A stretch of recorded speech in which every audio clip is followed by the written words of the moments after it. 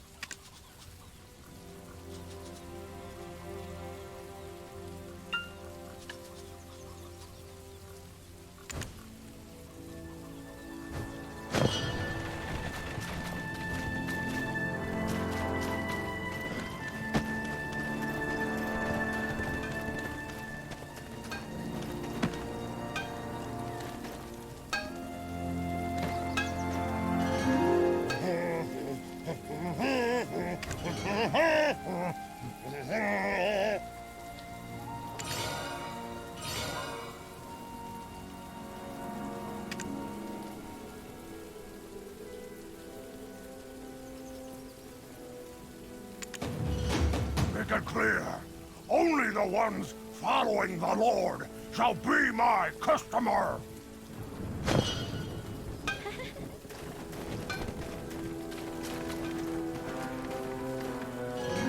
I feel like my mind gets clearer when I look into the eyes of an animal.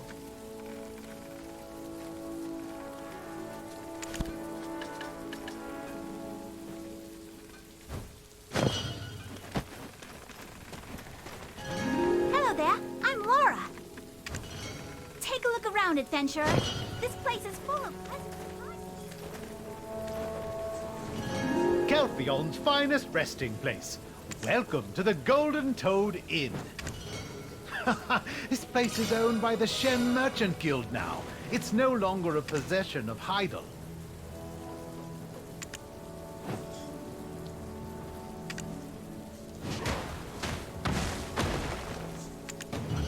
Don't get us wrong.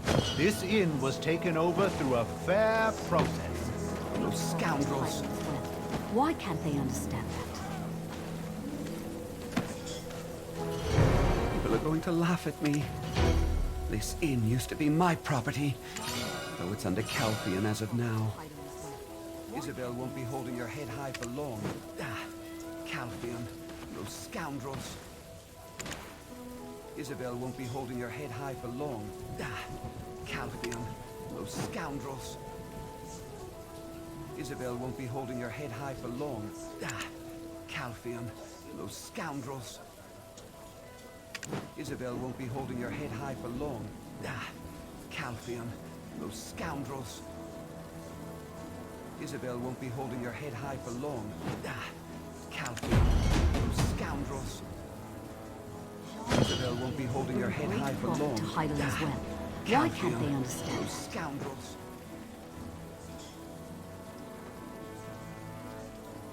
John Merchant Guild would bring great Sir profit to Jordan, the Heidel as only well. hope. What are you Why can't waiting they for? understand that? Are you with Bobby Lauren? Calpheon, those scoundrels. John Merchant Guild would bring great profit to Heidel as well. Scoundrels.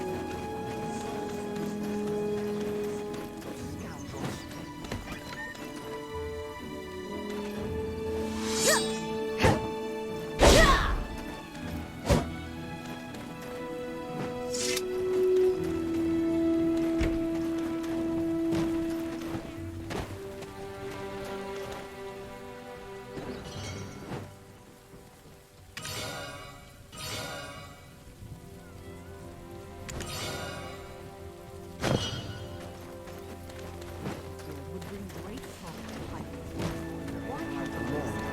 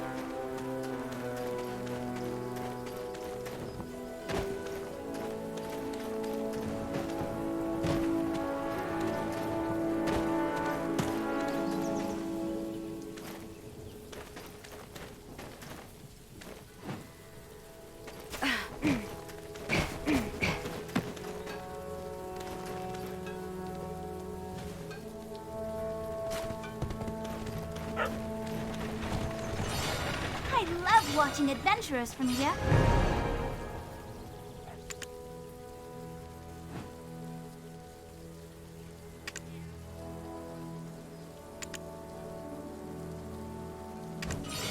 All the profits made here go to the chapel orphanage.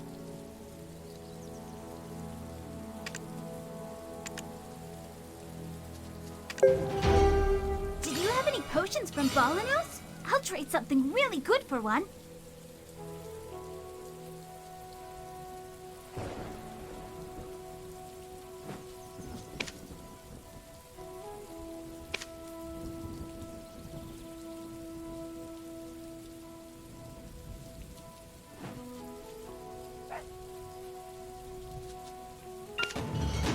Have a wonderful day. Cheer up, adventurer.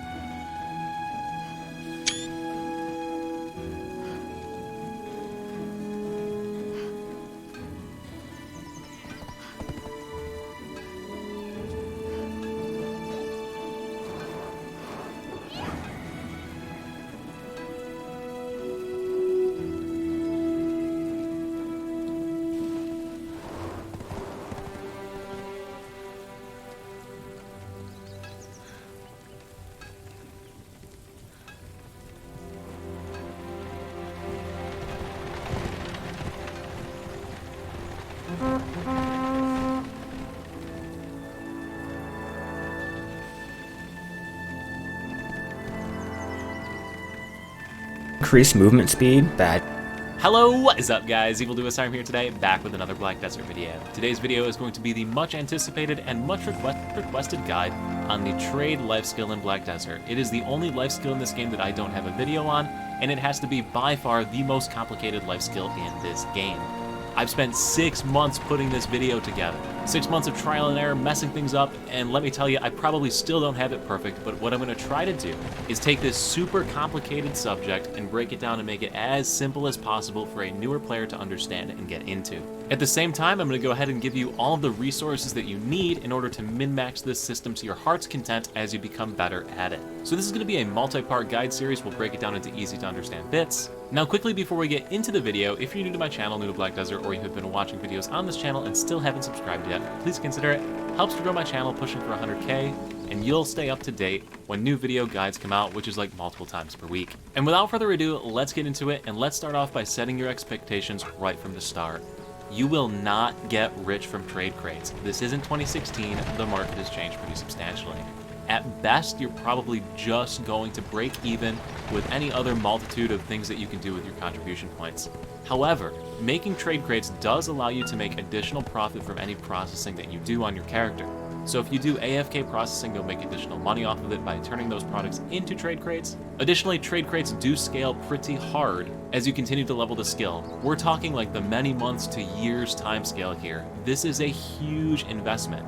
Just for comparison, this video is going to set you up with a trade network system here for crates that'll net you right around 100 to 150,000 silver per contribution point that you have per day. This is the system that most people use when they are determining how much money their node network makes. To put it in perspective, if you just went ahead and got a farm and planted the crops in the farm, for 100 contribution points, you'd make probably the same, if not more money than you would from this entire crate setup, for half the contribution point cost. So yeah, you should really only consider even getting involved in this if you have contribution points to burn, if you're bored as heck, are willing to stick it out for the super long game, or you want to feel like a business tycoon in Black Desert, which is the reason I do it, because it's hella fun. Now, if none of those points interested you, I would seriously just recommend going to video.anbu.com here and filtering all of the nodes in the game by income and just picking some of the most valuable ones to spend your contribution points on for workers. I have guides on hiring workers, buying nodes, and all that information, so just follow one of those guides and go through it. You really have to want to be invested in this whole trade system for it to work. And I think that's my little pitch to get you in the right mindset before we get going with this guide. Now, if I haven't scared you away yet, there are 2 ways to make money with the trade life skill, so this skill right here, trading. The first way is to go fishing out in the ocean or really far away from Valencia City, then go to Valencia City and sell your fish and rinse and repeat. Reported numbers for this range from 35 to 50 million silver per hour. However, for that to work, you need a ton of inventory space, be really good at fishing, and know what you're doing. So this is your sort of active money-making method with trade. The second method, and the method that we're going to show you in this video, is crate trading. This is more of a passive system that also allows you to enhance the value of items that you would normally be processing. So all of like the woods and ores and all the stuff that your normal worker empire brings into your warehouses, you can process that and make more money off of it, basically eliminating the marketplace tax, which is 15 to 35% more money depending on whether or not you have a value pack. So it's a nice enhancement to things that you're already doing. Likewise, you can also just buy stuff off the market and feed it into a worker empire and still make a profit. And that is the profit number that I'm going to use throughout this video. So whenever you see a money per amount of time, it's all based on just buying stuff, no processing. I don't think it's fair to include that in the value of it because that's processing money, that's not money that the trade nodes are bringing you in. Now I know that was probably super confusing, but I promise if you stick with me through the end of this video, it'll make a lot more sense, so please bear with me. The next thing we're going to talk about is how you actually get to making money with these crates here in this game with the trade skill. Basically, the general idea here is that you have various workshops located throughout the world. These workshops have workers working in them that you hire, who then go ahead and make goods. The goods that they'll be making are these trade crates, and these trade crates then get sent to the city of Valencia on the opposite side of the map, way over here, and sold at various trade vendors in Valencia City. So you can see I have a stockpile of some crates that I've sent over that I need to sell next time I'm out there. Now the reason you make them really far away from Valencia City, then bring them here to sell them, is because there is a really simple formula that calculates the value of the crate when you go to sell it. It's the base value of the crate, so for example this one's worth 40,230, multiplied by the distance of the cities between each other. So for example, Granada that I just showed you to Valencia City is about a 113% scaling factor. You then have a bargain buff, which is applied based on your trade level, so you have a little bargain mini game that increases the value by anywhere from 5 to a lot of percent. And then there's a desert trade buff that applies exclusively in Valencia City after you reach Artisan 2 trading and complete a quest line. This 50% buff is huge, like you need this. There's no point in even doing trading until you get this buff. That's how important it is. And we'll look at why it's so important in a later video, but for now, this first video is going to be about getting Artisan 2 trading to be able to... Badges increase weight limit, covers increase DP and trade item stability, flags and lamps increase wagon DP.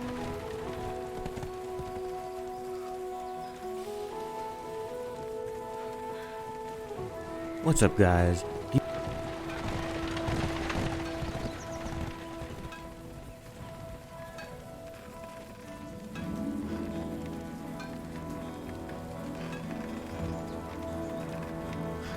Welcome back to another Black Desert Online guide. My name is Teddy, and with the new life skill mastery, I can understand how confusing it can be for some new players. Today, I'm going to be showing you guys how it works and how to raise it. If there's anything I forget or I don't know, please be sure to comment down below and stay till the end so I can tell you how I went ahead and boosted my life skill mastery in one day.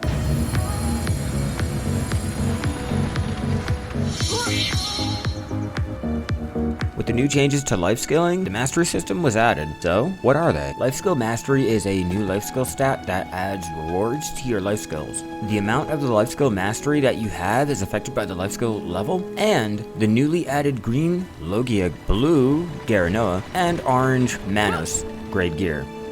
This new gear can also be enhanced, thus raising your life skill mastery using black gems and concentrated black gems. Now, to find your skill mastery, head to your profile panel and hit the life skill tab. Here, you'll be able to see where each skill is and read about each bonus. So, how do you raise it? Your mastery is determined by the life skill level starting out. Beginner 1 to Guru 20 gives 5 mastery points per level for a total of 500, and Guru 20 to 50 gives 10 per level for a total of 800. So now with the new life skilling armor and tools added, we're giving the Logia set at green, which is considered the next upgrade over silver embroidered clothing. You can get these at the Logia farm or the material vendor in Velia. These can be enhanced from 0 to plus 15, then Pride to Pen.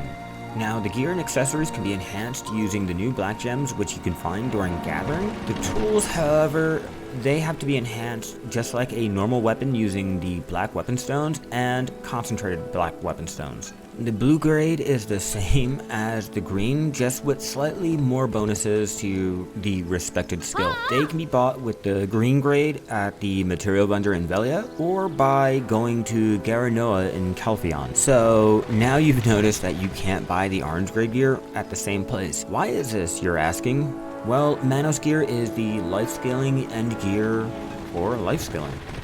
These can be crafted, bought on the central marketplace, and sometimes rarely dropped in higher AP grind spots such as the Manos Craftsman clothes. The set pieces will go ahead and increase your life mastery extremely, whereas the accessories will give a slight little boost to them. For gathering mastery, you really don't get a bonus below 600, so go ahead and use your magic tools until you hit 650. Then you can go ahead and invest into getting your Pride Green tools. Sadly, for the food and potions, we only have the Kron seafood, which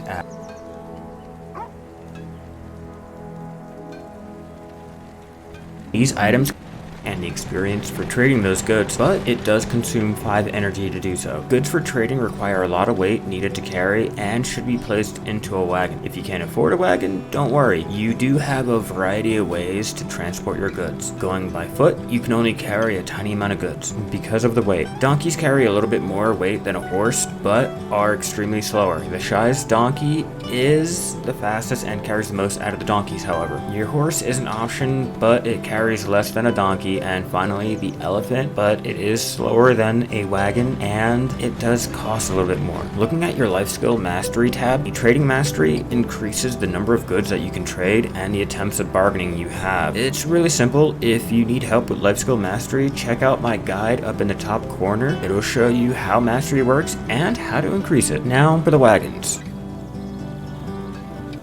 Like button. Stay till the end to hear play a minigame to increase the amount of silver made and the experience for trading those goods, but it does consume 5. To any trade manager opens up the buy and sell options for trade goods. Hitting the bargain allows you to play.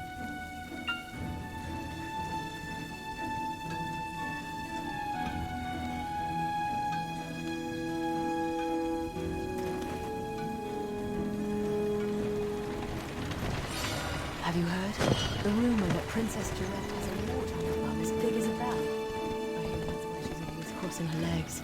Perhaps Sir Jordian doesn't know about it.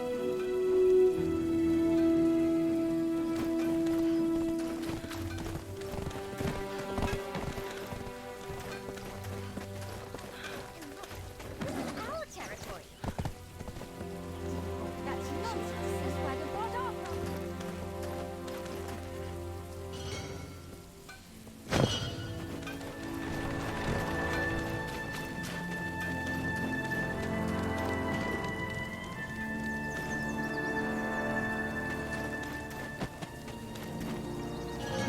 The best human endeavor is to become a professional in a specific field. Even for profit at all times. Consider the people.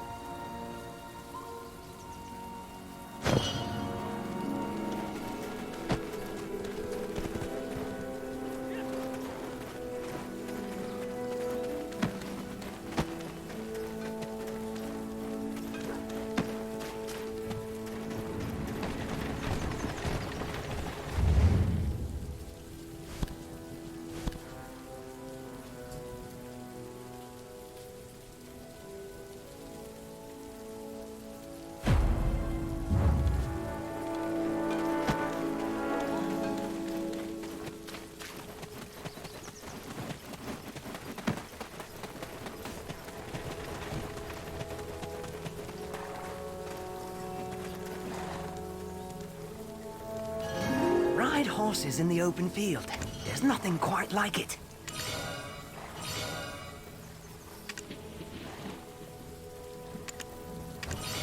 I don't mind what others say. I like Serendia better than Calphion.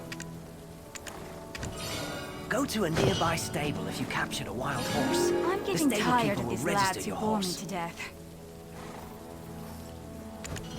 Ah, welcome. Are you trying to use the guild stable?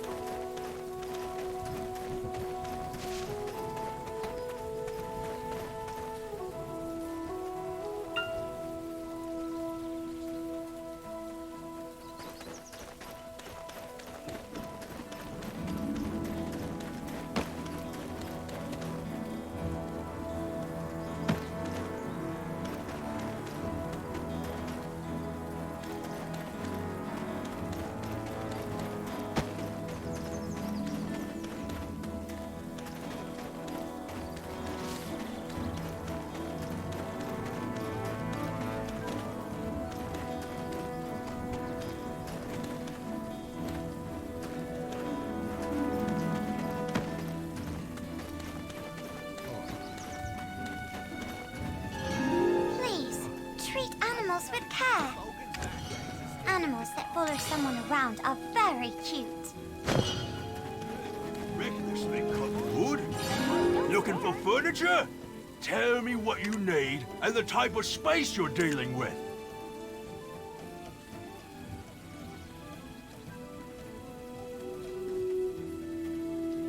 Can you call it furniture if you recklessly cut wood?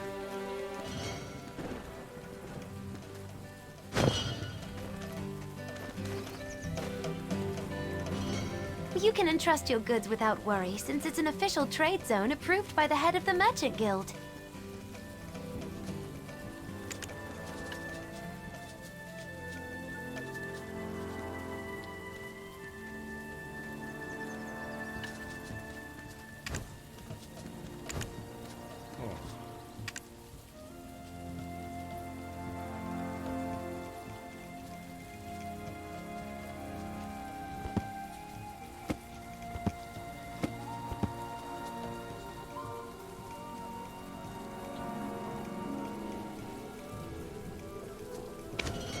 You won't lose out if you trade through me.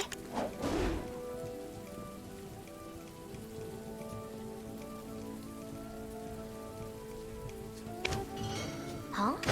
It's not my first day mediating trade. Now, get in line, one at a time. Discuss with my assistants behind me regarding small goods.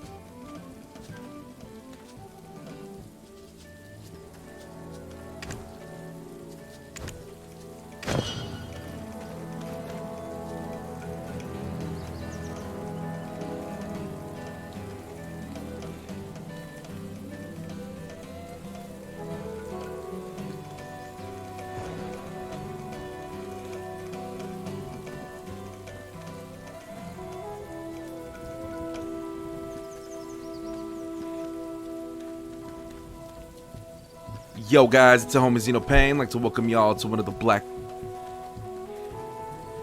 game. We're gonna go into it and what you guys need to do to make maximum profit when selling fish to the trader and or ancient relic coins. So let's go and bounce into the guide. Now guys, how we're going to begin this guide is just with a little tip. When you guys are fishing, when you guys start making the big buku bucks is when you hit artisan. You can hit a lot of money before that, but when you hit artisan, it's just more likely for you to use the Medea rod and a bunch of floats, so that way you guys can catch that rare fish. You guys are going to want to connect nodes. Once you guys have all your nodes connected, you guys want to fish out in this area, never in Valia, like I've said multiple times in my fishing guide. If you guys are beginners for fishing, go ahead and click the card up above. But yeah guys, we're here for the bargaining game. So once you guys caught all your fish and or just have a overabundance of ancient relic coins, you guys are going to want to go ahead and come to a trade manager. With fishing, you're going to want to catch fish and then bring it to the furthest connected node trade manager. In later updates, that will not be a problem. You can just sell for maximum profit constantly. So, but with the current status of Black Desert Online for the Xbox One, we have to sell to the furthest trade manager for maximum profit for fish. So what we're going to go ahead and do is go into trade and then go into sell. As you guys can see here, we have 122%, 121%, 130%. You guys see 1920, 1636, and 1864 for the top 3 fish. You guys can see that these fish were caught in Lavino Island, and that 8% is an 8% markup. So I'm getting 8% more money than I would have if I sold to the Lavino trade manager. Now this is where the big money comes in. You guys are going to want to press Y. And when you guys press Y, it'll consume 5 energy. Now, to make it more likely where you actually win this and you're actually able to sell your items at high price, is get your trading all the way up. Like, just put as much experience as you can by trading as much as you can with the trade manager, and it's more likely for you to get a good bargain and a better profit on fish and other materials that you're trading. So you'll be brought up to a menu like this. As you guys can see, that it's a scale. We have X, which X is basically lightly asserting your proposition for bargaining, so the scale will tip at a slower rate and it will go up a little bit. Y, you're being more persuasive, you're being more confident, so you would press Y to make the scale tip higher. And it also gives you hints such as, see, I went ahead and pressed Y, bargain confidently and assertively, and as you guys can see here, it says seems to be showing some interest. So I'm gonna go and press Y again with a great attitude. Let's take our time. So with that, I would want to bargain on a lower scale, so I press X. Boom, items can be sold at a higher price. Now as you guys can see on the right hand side of my screen, that all my fish just went up in price, like a big, like probably like 1,000, maybe 600 ish, who knows. But yeah, boom, items be showing some interest. So I press screen, that all my fish just went up in price, like a big, like probably like 1,000, maybe 600 ish, who knows. But bargain. You guys can see the price difference. Then you guys are going to want to press A and then sell all your fish for maximum profit and or the coins. Now that game is absolutely RNG, but if you do follow the hints to a T, you guys will get it every single time. And like I said, the higher your trading level is, the better bargaining you will have when it comes to selling your fish. But that is the proper way to sell fish and other items to the trading manager. I hope you guys enjoyed this video. If you guys did, don't forget to smash that like button, and for more Black Desert online content for the Xbox One and gaming. So breath, strength, and health are 3 stats, training it manually, as health is also fairly easy to level up. You simply eat food to gain health experience, and it will give you a nice little boost to HP. Now, the trick to health is you want to eat yellow food. All yellow food has the exact same amount of health experience gain. So what I like to eat is, depending on what activity I'm doing, just keep scrolling here, I always try to have either a Serendia meal or a Balanos meal going. Serendia is great if you're doing anything combat related, as it gives you AP, accuracy, and crit rate, whereas the Balanos meal is good for anything life skill related, as it gives you movement, speed, fishing, and gathering. Both of them are pretty cheap at about 30,000 silver, so you can just buy yourself a small stack of them, 10 to 20, and eat them whenever the cooldown goes up, in order to train your health experience. Now, the only one that's a little special is very training important your strength. And strength, you can see I've never really done it too much in this character, because it gives you weight limit. It gives you plus 1 to 2 weight limit for every level you get in it. And to do that, what you do is you go to the trade manager, and you just buy pretty much anything you really want. So let's buy something cheap. We'll buy a martial arts manual. One. Purchase it. Not enough money. Alright, because I need money in my actual character, don't I? Alright, give myself 20,000 silver. And let's do it again. So take 1.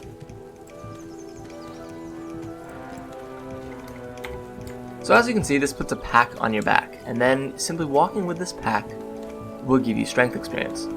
Then what you want to do is you go into the map and you set a location, and then you press auto loop, and just like that your character will walk back and forth between the loop. Let's set a short one just to show off the loop. And then you can just leave your computer AFK like this for couple hours. You generally take about 40 to 50 hours in order to fully train it, and you will be training strength experience the entire time. And I believe you get a bit of breath while doing this as well. Now, the one thing to note while doing this is do not do this outside of town, as when you leave a safe zone, bandits can appear and attack you, and they will kill you if you have a trade pack. And the only reason bandits appear is if you have trade goods on you. So try to always do this inside town so that you don't get killed. It's pretty easy. Just go to like Calpheon or Heidel. Even Velia has easy little routes to do, and you will train your strength experience. So that's how to train breath, strength, and health. Breath, walk, run. Just do that while grinding or while exploring. Easy to train. For strength, grab a trade pack from the trade manager and just set an auto loop for a couple hours. And for health, just eat yellow food off cooldown. Anyways guys, that's how to train. Hope this video is helpful to you. Subscribe if you liked it, and yeah, have a good one.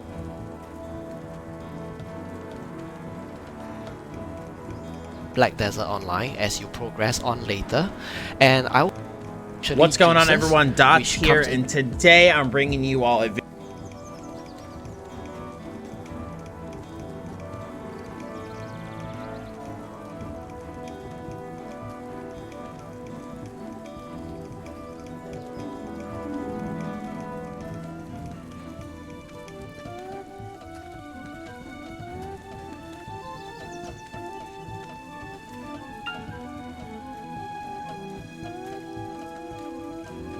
breath, strength, and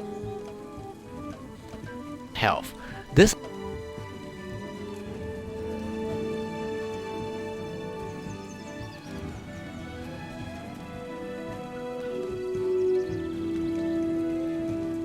are the 3 elements that we are going to cover today.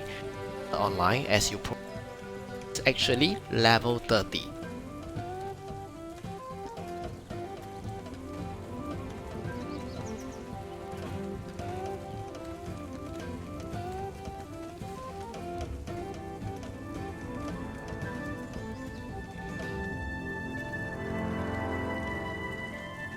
Wow, such a pretty character.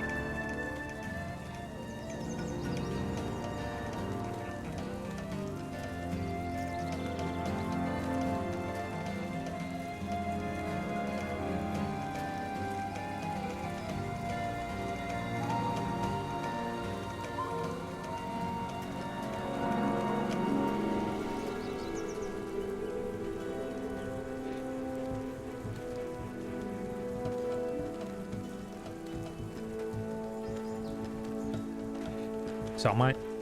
Hello guys, short video showing you how you can feed your period.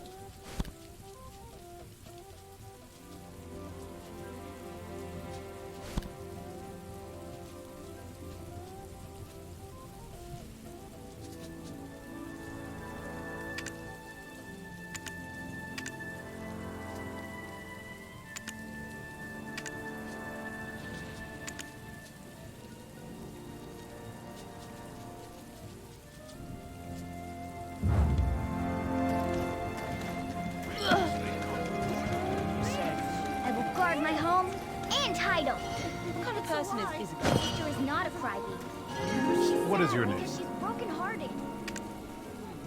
Seems like I can get some travel expenses. Tell me if I have a there's any sickness trouble. that doesn't allow me to recognize He faces. didn't ask for marriage because we're poor. He'll regret it for life.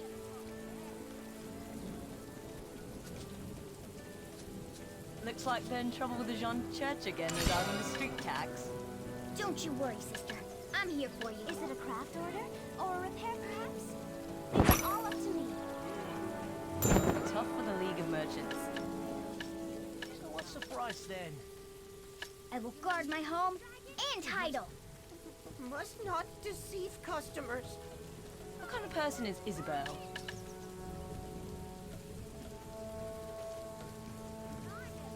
My sister is not a crybaby.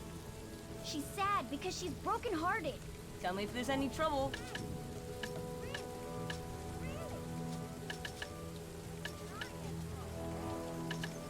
He didn't ask for marriage because we're poor. He'll regret Looks it like for they're in life. trouble with the Jean Church again regarding the street tax.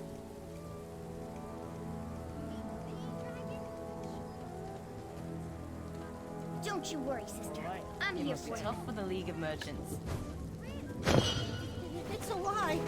I've never seen pearls. Seems like I can I will guard my home.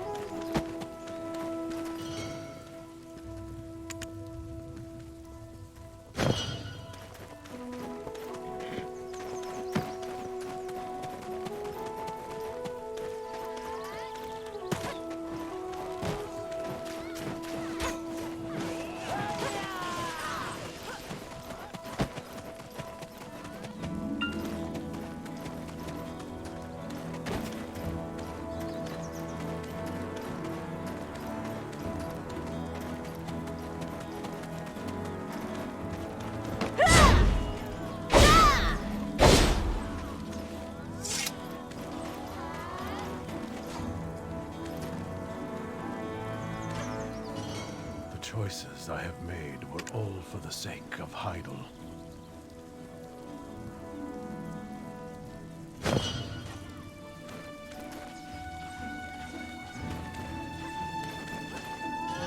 You are before the Lord. Mind your etiquette. You are dressed too flaunty to meet the Lord.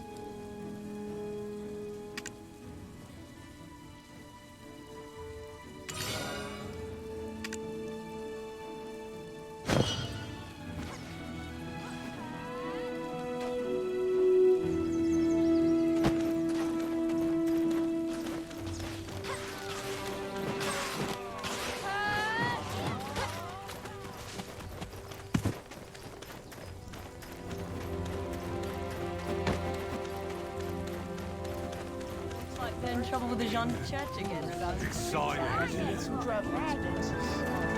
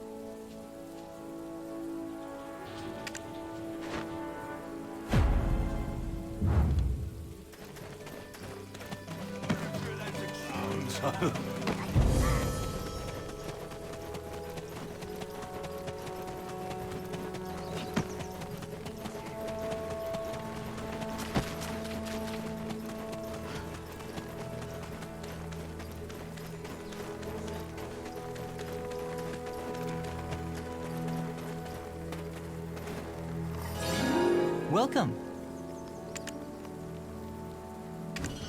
Serendia is full of fine horses.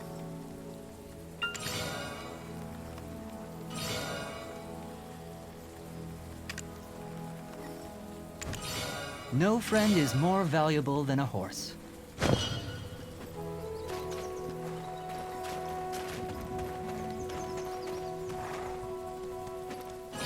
You came to see me. I guess you're pretty good at sensing where the money is. A merchant should enjoy large crowds. So what do you want from me?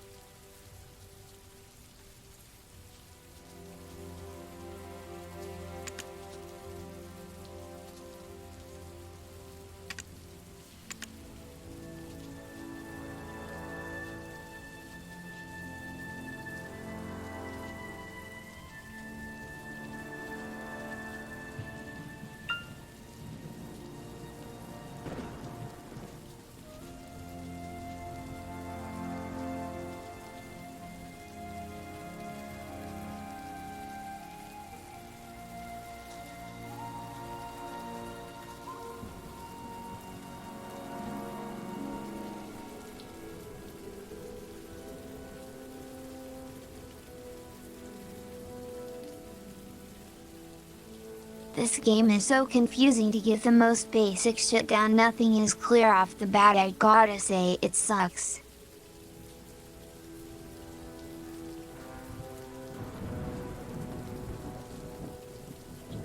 Trying to find the bank or item storage.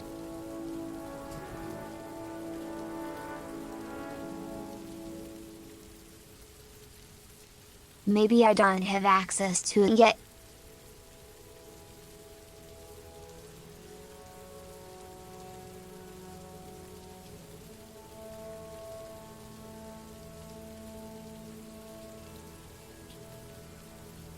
I think I have to discover NPCs before they show up.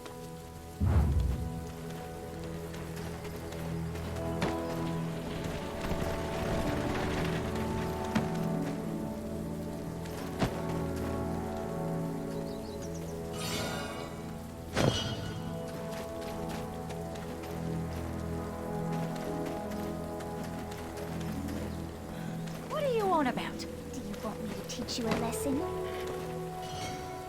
Don't get on my nerves. Give it to me! No, hand it over! That's nonsense. This wagon brought our product. Teach you a lesson?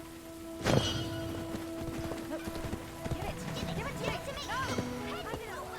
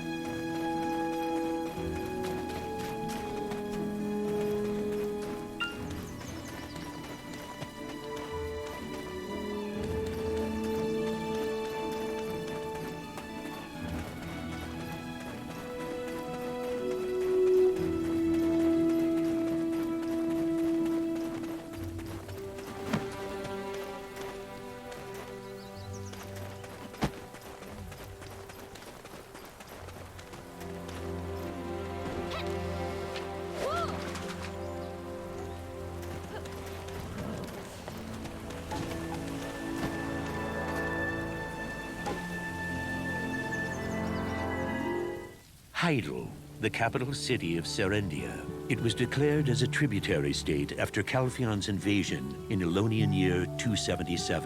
The Jean Alliance from Calphion took commercial supremacy and started to dominate Hydel. King Crucio Domingat, who was taken hostage after the war, returned to Hydel.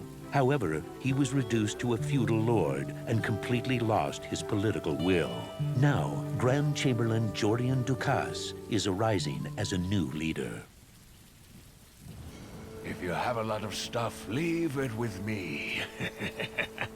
Within your allowed space, of course.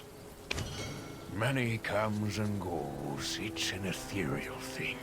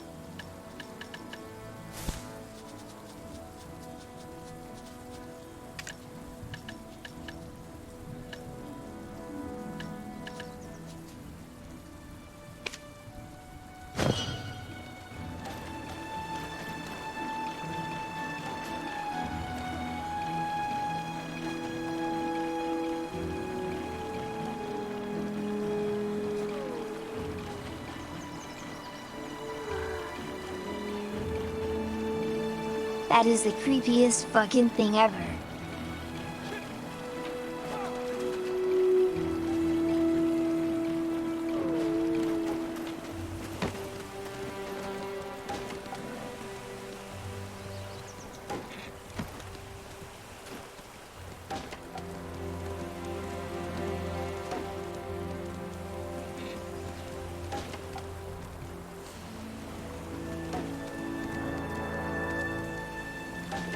I feel like nearly every character in this game is a freak of nature.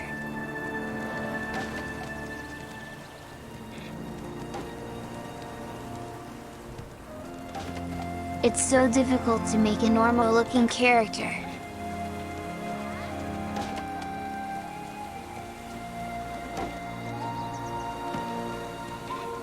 Mine took for fucking ever.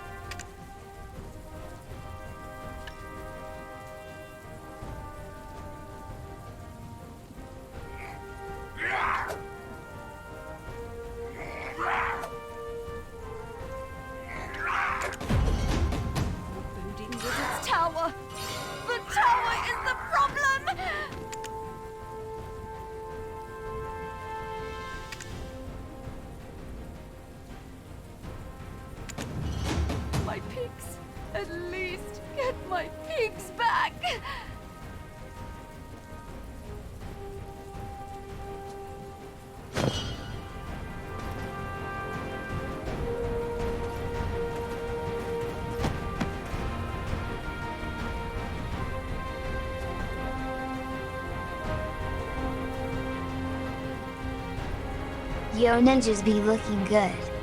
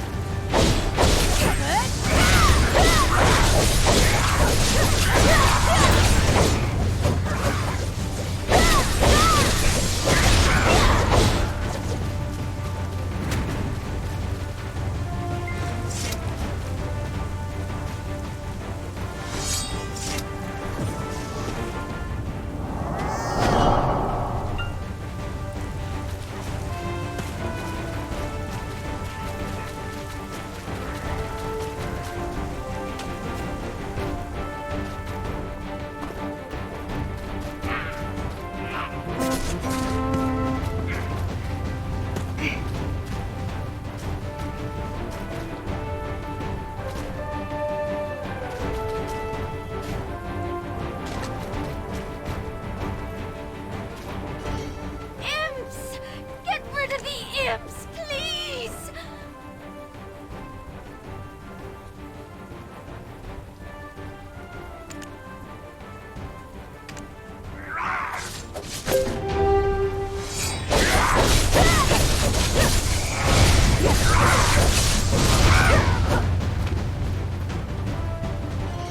My husband. My husband was... Oh, those imps! Oh! Please drive them out! My pigs. At least get my pigs back!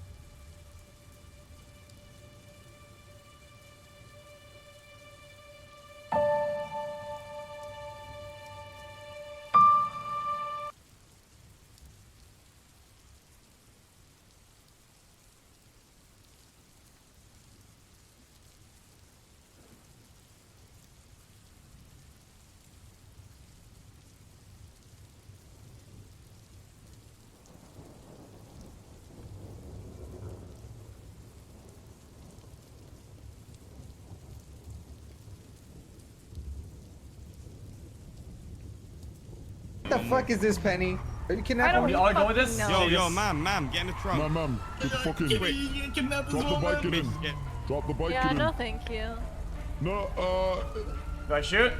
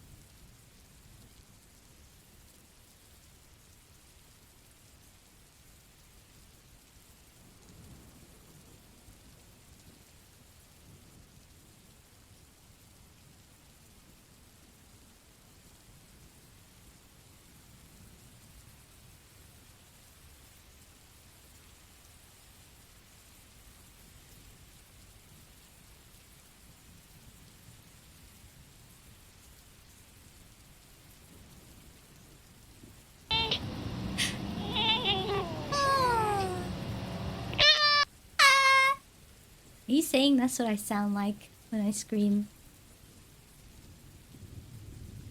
I can get really scary when I scream, okay? As I stumble my words. The missile knows where it is at all times. It knows this because it knows where it isn't. By subtracting where it is from where it isn't, or where it isn't from where it is, whichever is greater, it obtains a difference or deviation. The guidance subsystem uses deviations to generate corrective commands to drive the missile from a position where it is to a position where it isn't, and arriving at a position where it wasn't, it now is. Consequently, the position where it is now the position that it wasn't, and it follows that the position that it was is now the position that it isn't. What? In the event that the position that it is not the position that it wasn't, the system has acquired a variation. The variation being the difference between where the missile is and where it wasn't. If variation is considered to be a significant factor, it too may be corrected by the GEA. However, the missile must also know where it was. The missile guidance computer scenario works as follows. Because a variation has modified some of the information the missile has obtained, it is not sure just where it is. However, it is sure where it isn't, within reason, and it knows where it was. It now subtracts where it should be from where it wasn't, or vice versa.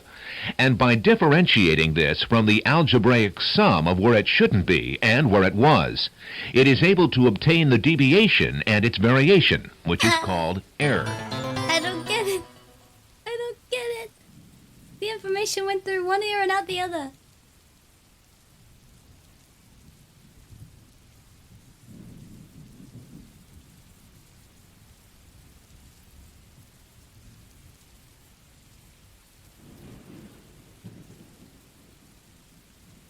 우리 자기 뭐 하고 있을까? 응? 뭐 하는 거야? 깜짝 놀래켜줘야지. 누구게? 씨발 누굴까? 손가락에 반지가 없는 거 보니 미나구나? 장난하면 못 꺾어버린다. 당연히 농담이지. 그러면 이제 맞춰봐. 야 자냐? 잠깐 졸았네. 요즘 너무 피곤해서 말이야. 이제 대답해. 질문이 뭐였지? 뭐긴 뭐야, 내가 누구냐고. 누구긴 누구야. 우리 자기지. 이 새끼 머리 쓰는 거 보소. 자기야 이제 손 치워줘. 눈알 뽑힐 것 같아. 자기 누구? 그게 무슨 뚱딴지 같은 소리야. 자기가 누구냐니. 닥치고 이름 말해. 전화 찬스. 그딴 거 없어. 너 진짜 내가 모를 거라고 생각하는 거야? 수작 부리지 마 이 새끼야. 너 지금 나 의심하는 거야, 맞지? 이름 말하는 게 그렇게 어려워? 이건 이름의 문제가 아니야. 우리 신뢰의 문제지. 뭐냐, 그래 끝까지 한번 가보자. 네가 내 이름 모른다에 내 왼쪽 엄지손가락 건다. 너는 뭐 걸래? 이렇게까지 피를 봐야겠어? 쫄리냐? 쫄리는 건 내가 아니라 너겠지. 이 새끼 쌔바닥 노리는 거 보소. 마지막 기회 줄 테니까 이 손 떼. 마지막 기회는 내가 너한테 주는 거야. 이제 더 이상 돌이킬 수 없어. 그래도 상관없는 거야? 뭐냐 내가 바라던 바다. 오늘 둘 중 하나는 뒤지는 거여. 셋 세면 동시에 우리가 첫 키스했던 장소 말하는 거다. 고작 생각이 된다는 게 그거냐? 이런 귀여운 새끼. 쫄리면 돼지시던지. 아가리 그만 놀리고 시작하자. 하나, 둘. 기도하냐? 가기 전에 마지막 한마디만 하게 해주라. 혀. 손이 많이 거칠어졌구나. 박효진. 틀렸어 이 개새끼.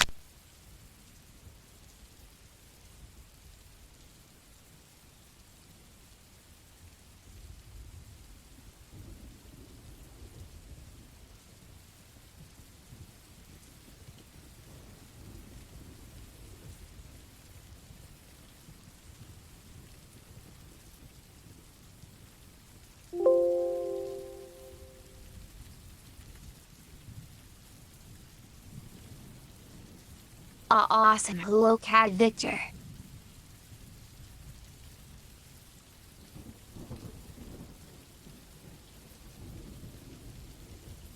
Drinking yellow Red Bull right now.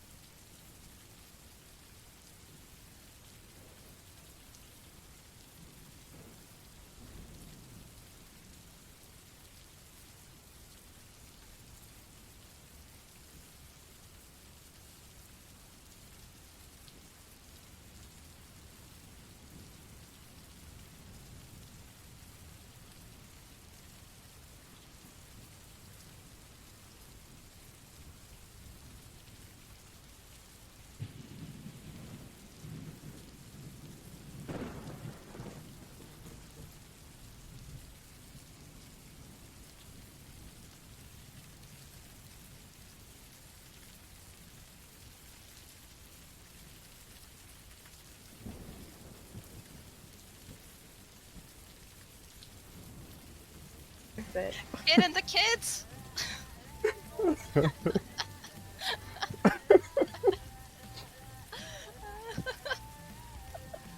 My God. McDonald's, McDonald's, McDonald's. Yes, McDonald's, please. McDonald's. I want chicken nugget. Can I get chicken nugget? Chicken nugget. Can I get chicken nugget? Mommy, chicken nugget. Mommy, why are you ignoring us?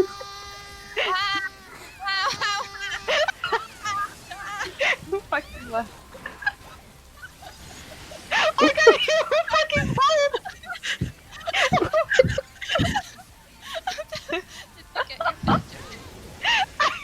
Are we all gonna drop dead? I healed myself. Is Bjorn still on G-Post? Yes. Oh, Not no. for long. No. No.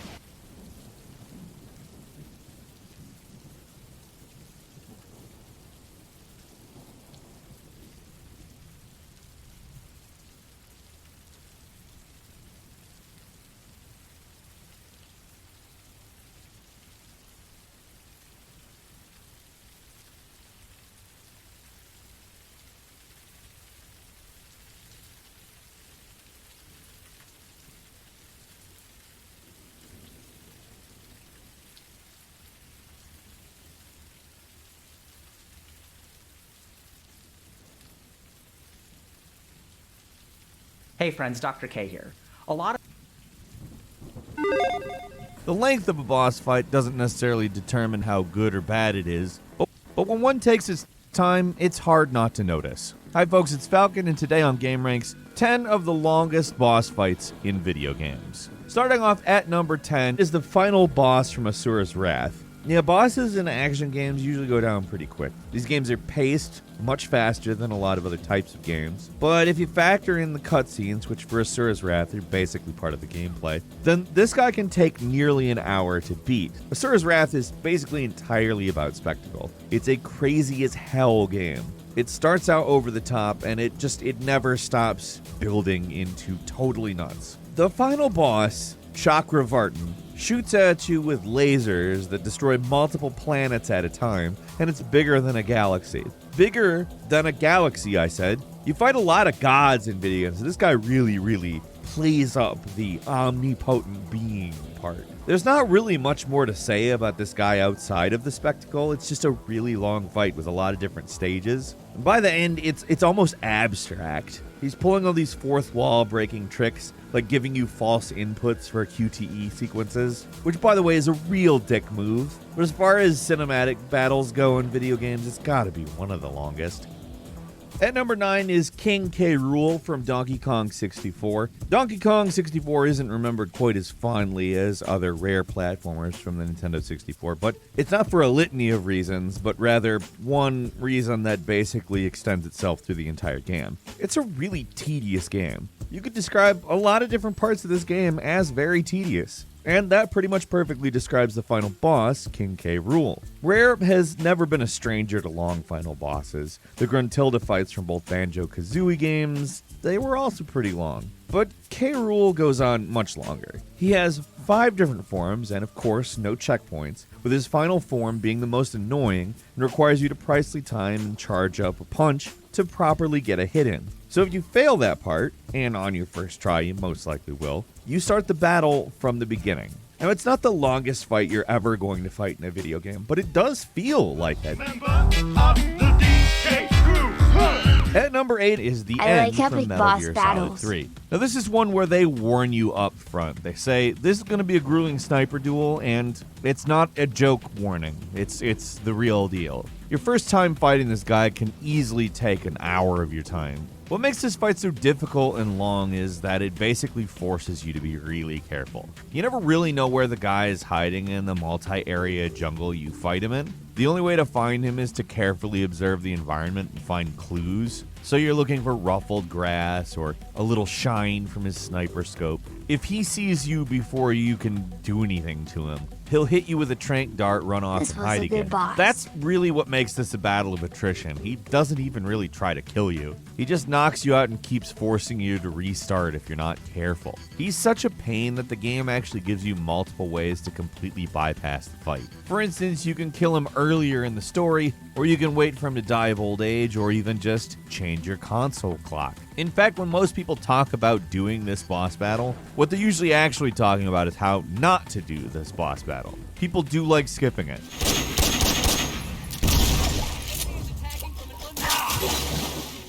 At number 7 is Kushala Daora from Monster Hunter World. Monster Hunter games are all about long battles. And these long battles always occur with giant monsters, so there's lots of scale. Sometimes lots of scales, if it's reptilian in nature. But we feel like Kushala Daora deserves special mention for not just being a hunt that takes a long time, but one that feels even longer than it actually is. What makes this Elder Dragon take so much longer to fight is its use of wind. It likes to fly up into the air and generate these enormous tornadoes that linger on the battlefield for minutes at a time. You get close to a tornado, you get thrown around. At times, this guy will have multiple tornadoes on the battlefield, and it makes it nearly impossible to get close to it. So you basically just have to wait.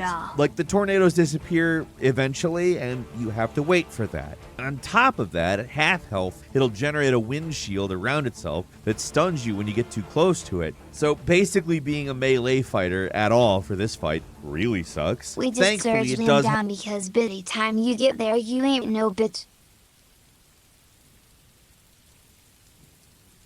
I mean, this is likely a game.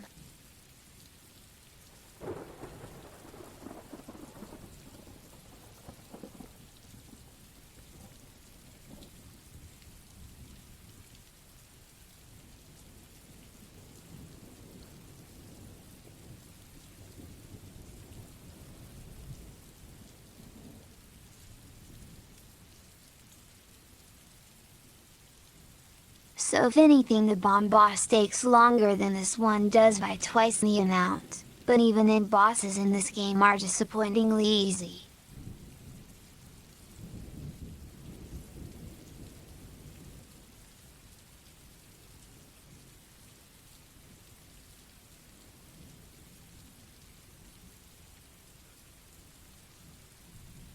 I haven't played the expansion though, and I never did the new content. I will have to check it out sometime.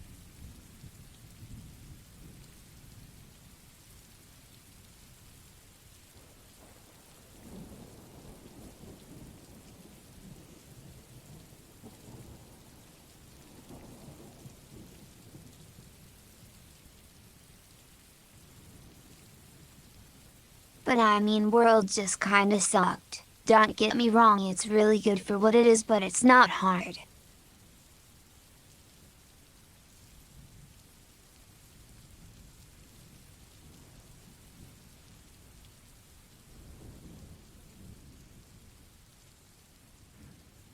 I played the Japanese MMO and this shit was hard.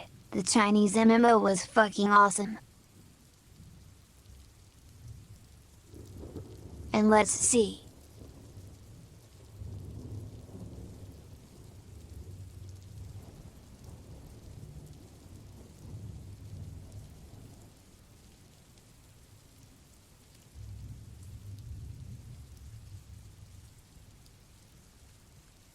They had like 50-man boss battles, which was fucking sick, but unfortunately with that many people was easy too.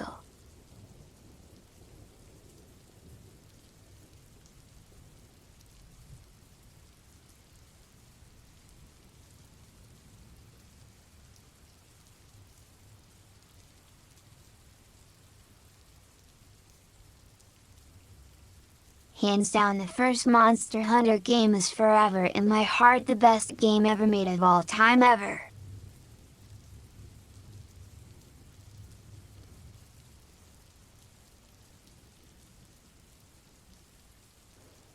I used to play Counter-Strike like 30,000 hours.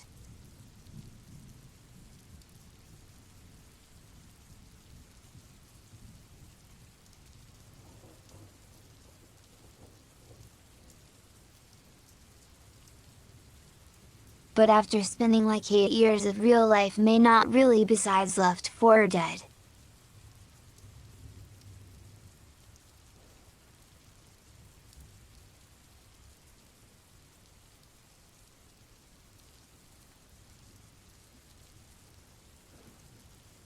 I will be playing Back for Blood, but I have a feeling it's gonna suck mega balls though. Have a big weakness: flash pods. You can use flash pods to just knock him right out of the sky. But if you're fighting a tempered Kushala, which is basically just a souped up version that gives you better loot, then guess what? It'll gain immunity if you flash it 4 times. So you're basically screwed. Monster fights in these games usually really long, but against the Kushala Dora, they're just tedious. And number 6 is Dexidius the Invincible from Borderlands 2. Borderlands games love their raid bosses. Sure, the first game didn't actually get one until the add-on, The Secret Armory of General Knox, but that guy, Cromrax the Invincible, he must have been pretty popular because they really went all in on raid bosses in the sequel. All of these guys are pretty tough, but the worst of them all is Dexidius the Invincible. This dude's an overpowered stalker that, at least in true Vault Hunter mode, has, as far as we can tell, the most health of any enemy in the whole game, clocking in at more than 13 billion HP. This guy's unique in a few ways outside of having a ton of health. I mean, it's the only raid boss you fight outside of a special arena, and then you fight this guy on the main map of Sir Hammerlock's Big Game Hunt, the 3rd add-on. Also, instead of spending the usual 20 iridium you normally have to spend to fight a raid boss, you have to spend around 90 to 99 to get this thing to appear. Last, it's damage resistant on a pretty high level, to say the least. And it takes reduced damage from pretty much every elemental weapon, so if you want to take this guy on, you need some kind of ammo regenerating ability, or a weapon that will do that as well, because you're gonna run out. Also, he's way faster than he looks, and he spits these orbs that you have these huge splash damage ranges with. They pretty much can kill you in one hit. So this guy's just an all-around pain in the ass that takes forever.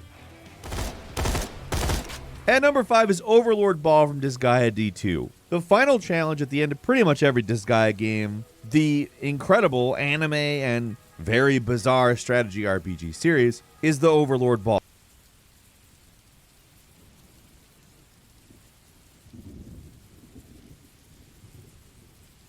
Wow.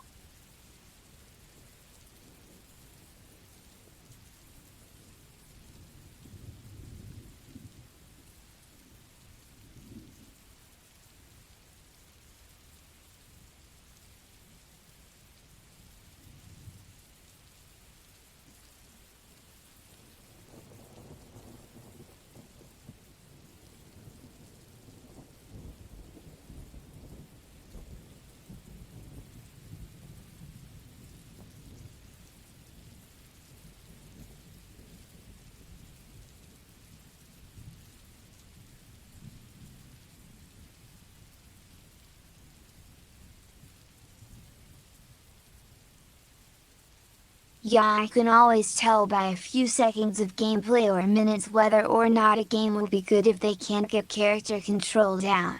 Basic engine lighting and feel down, it's gonna suck hands down, every time.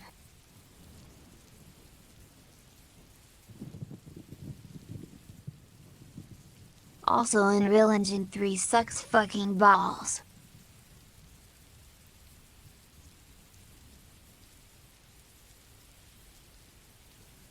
And parody engines of the same era.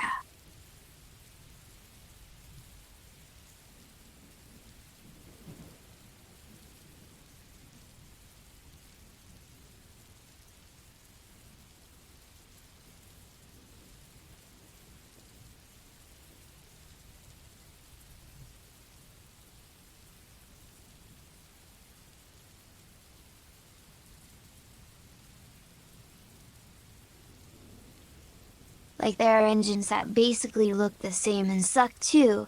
I'm talking about Paradox Games. The New World MMO engine looks like ass.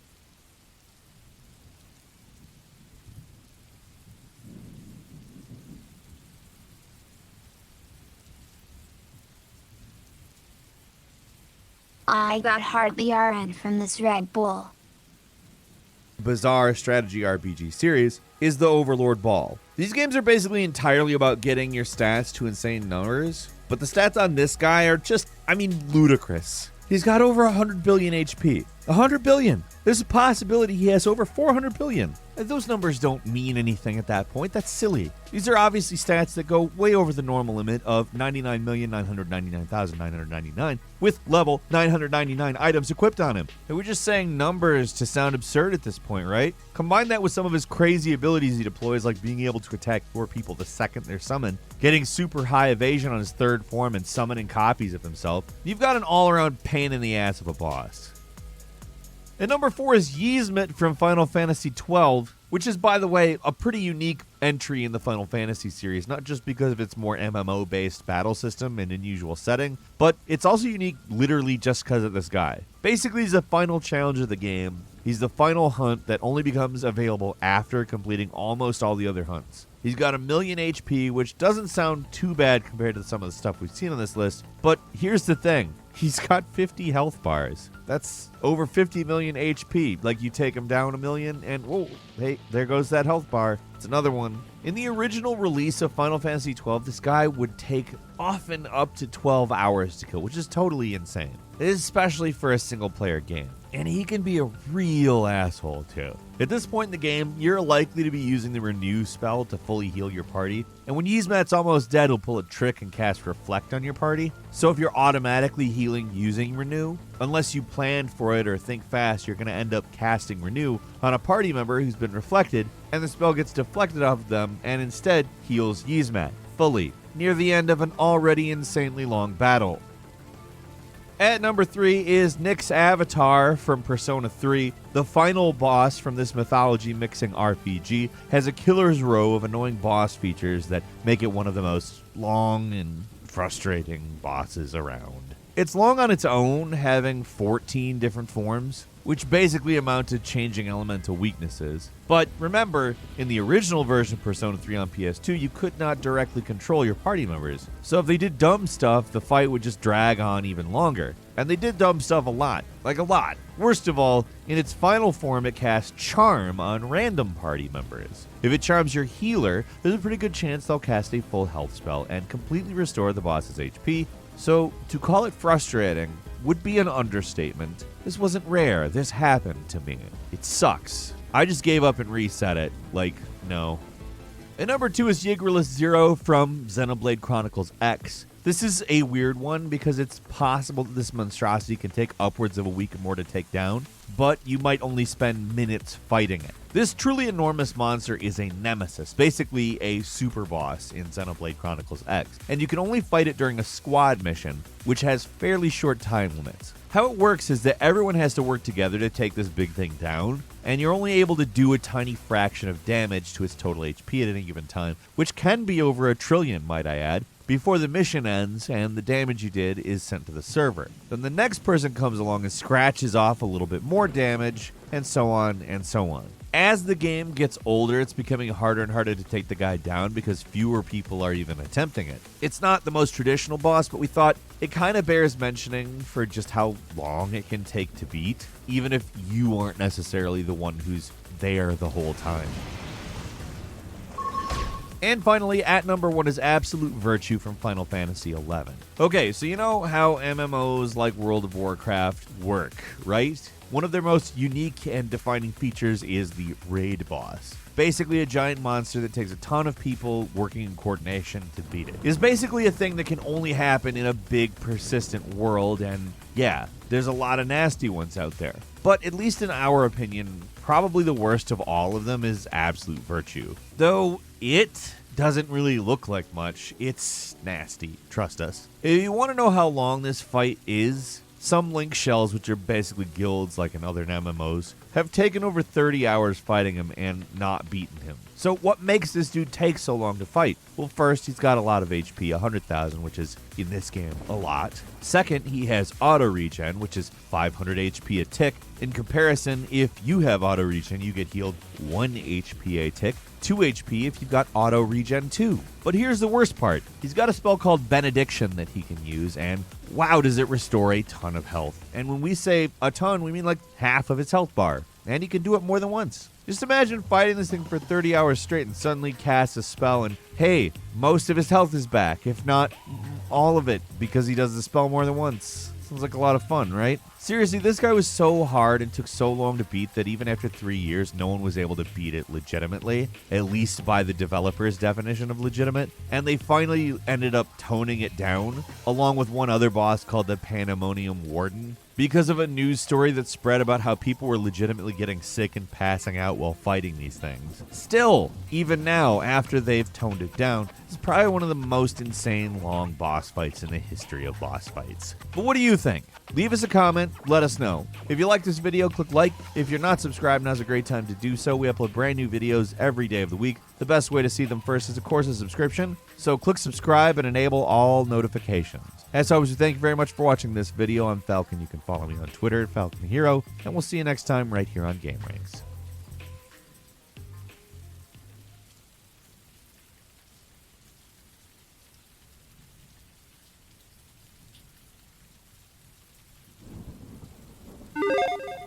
"2020 was a gamer's paradise. It was just a fantastic title after fantastic title. And they didn't go soft with the boss fights either. Hi folks, it's Falcon, and today on Game Ranks, the hardest bosses of 2020. Starting off at number 10 is Old King Alliant from Demon's Souls. When it comes to difficult bosses, we have to mention the Old King. The Demon's Souls remake is amazing, and the final boss of Boletaria Castle, basically the real final boss of the game, does not screw around. He is very aggressive. He has multiple combos. He can whip out this really scary attack that hits like a massive area around him. It's so big you might think it covers the entire arena at first. Like, he's just a tough enemy by himself, but he's got this one attack that's absolutely brutal. This grab where he will literally suck the souls out of you, permanently lowering your max level.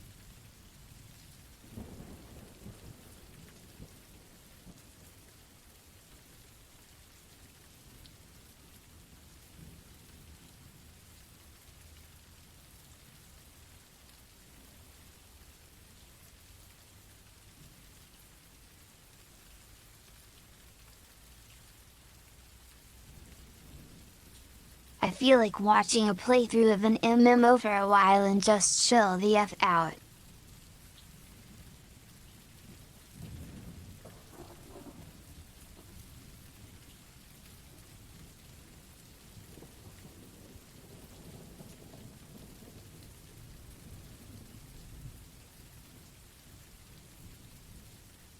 And yo, that Final Fantasy boss, Final Fantasy 11 or 12, whatever it's called, is such a bitch to play.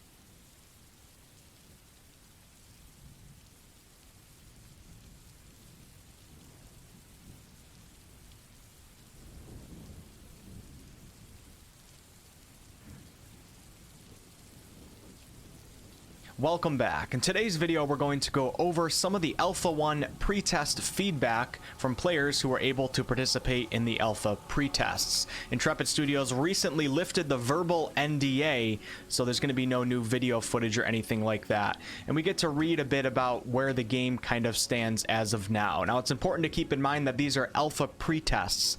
We're not even in the Alpha, and definitely not even close to being in the Beta. And I know a lot of you guys have probably participated in betas for games before, which can be games almost in their final form, if not in their final form. This is very, very different. This is a game in its major testing phases, so make sure that we keep that in mind.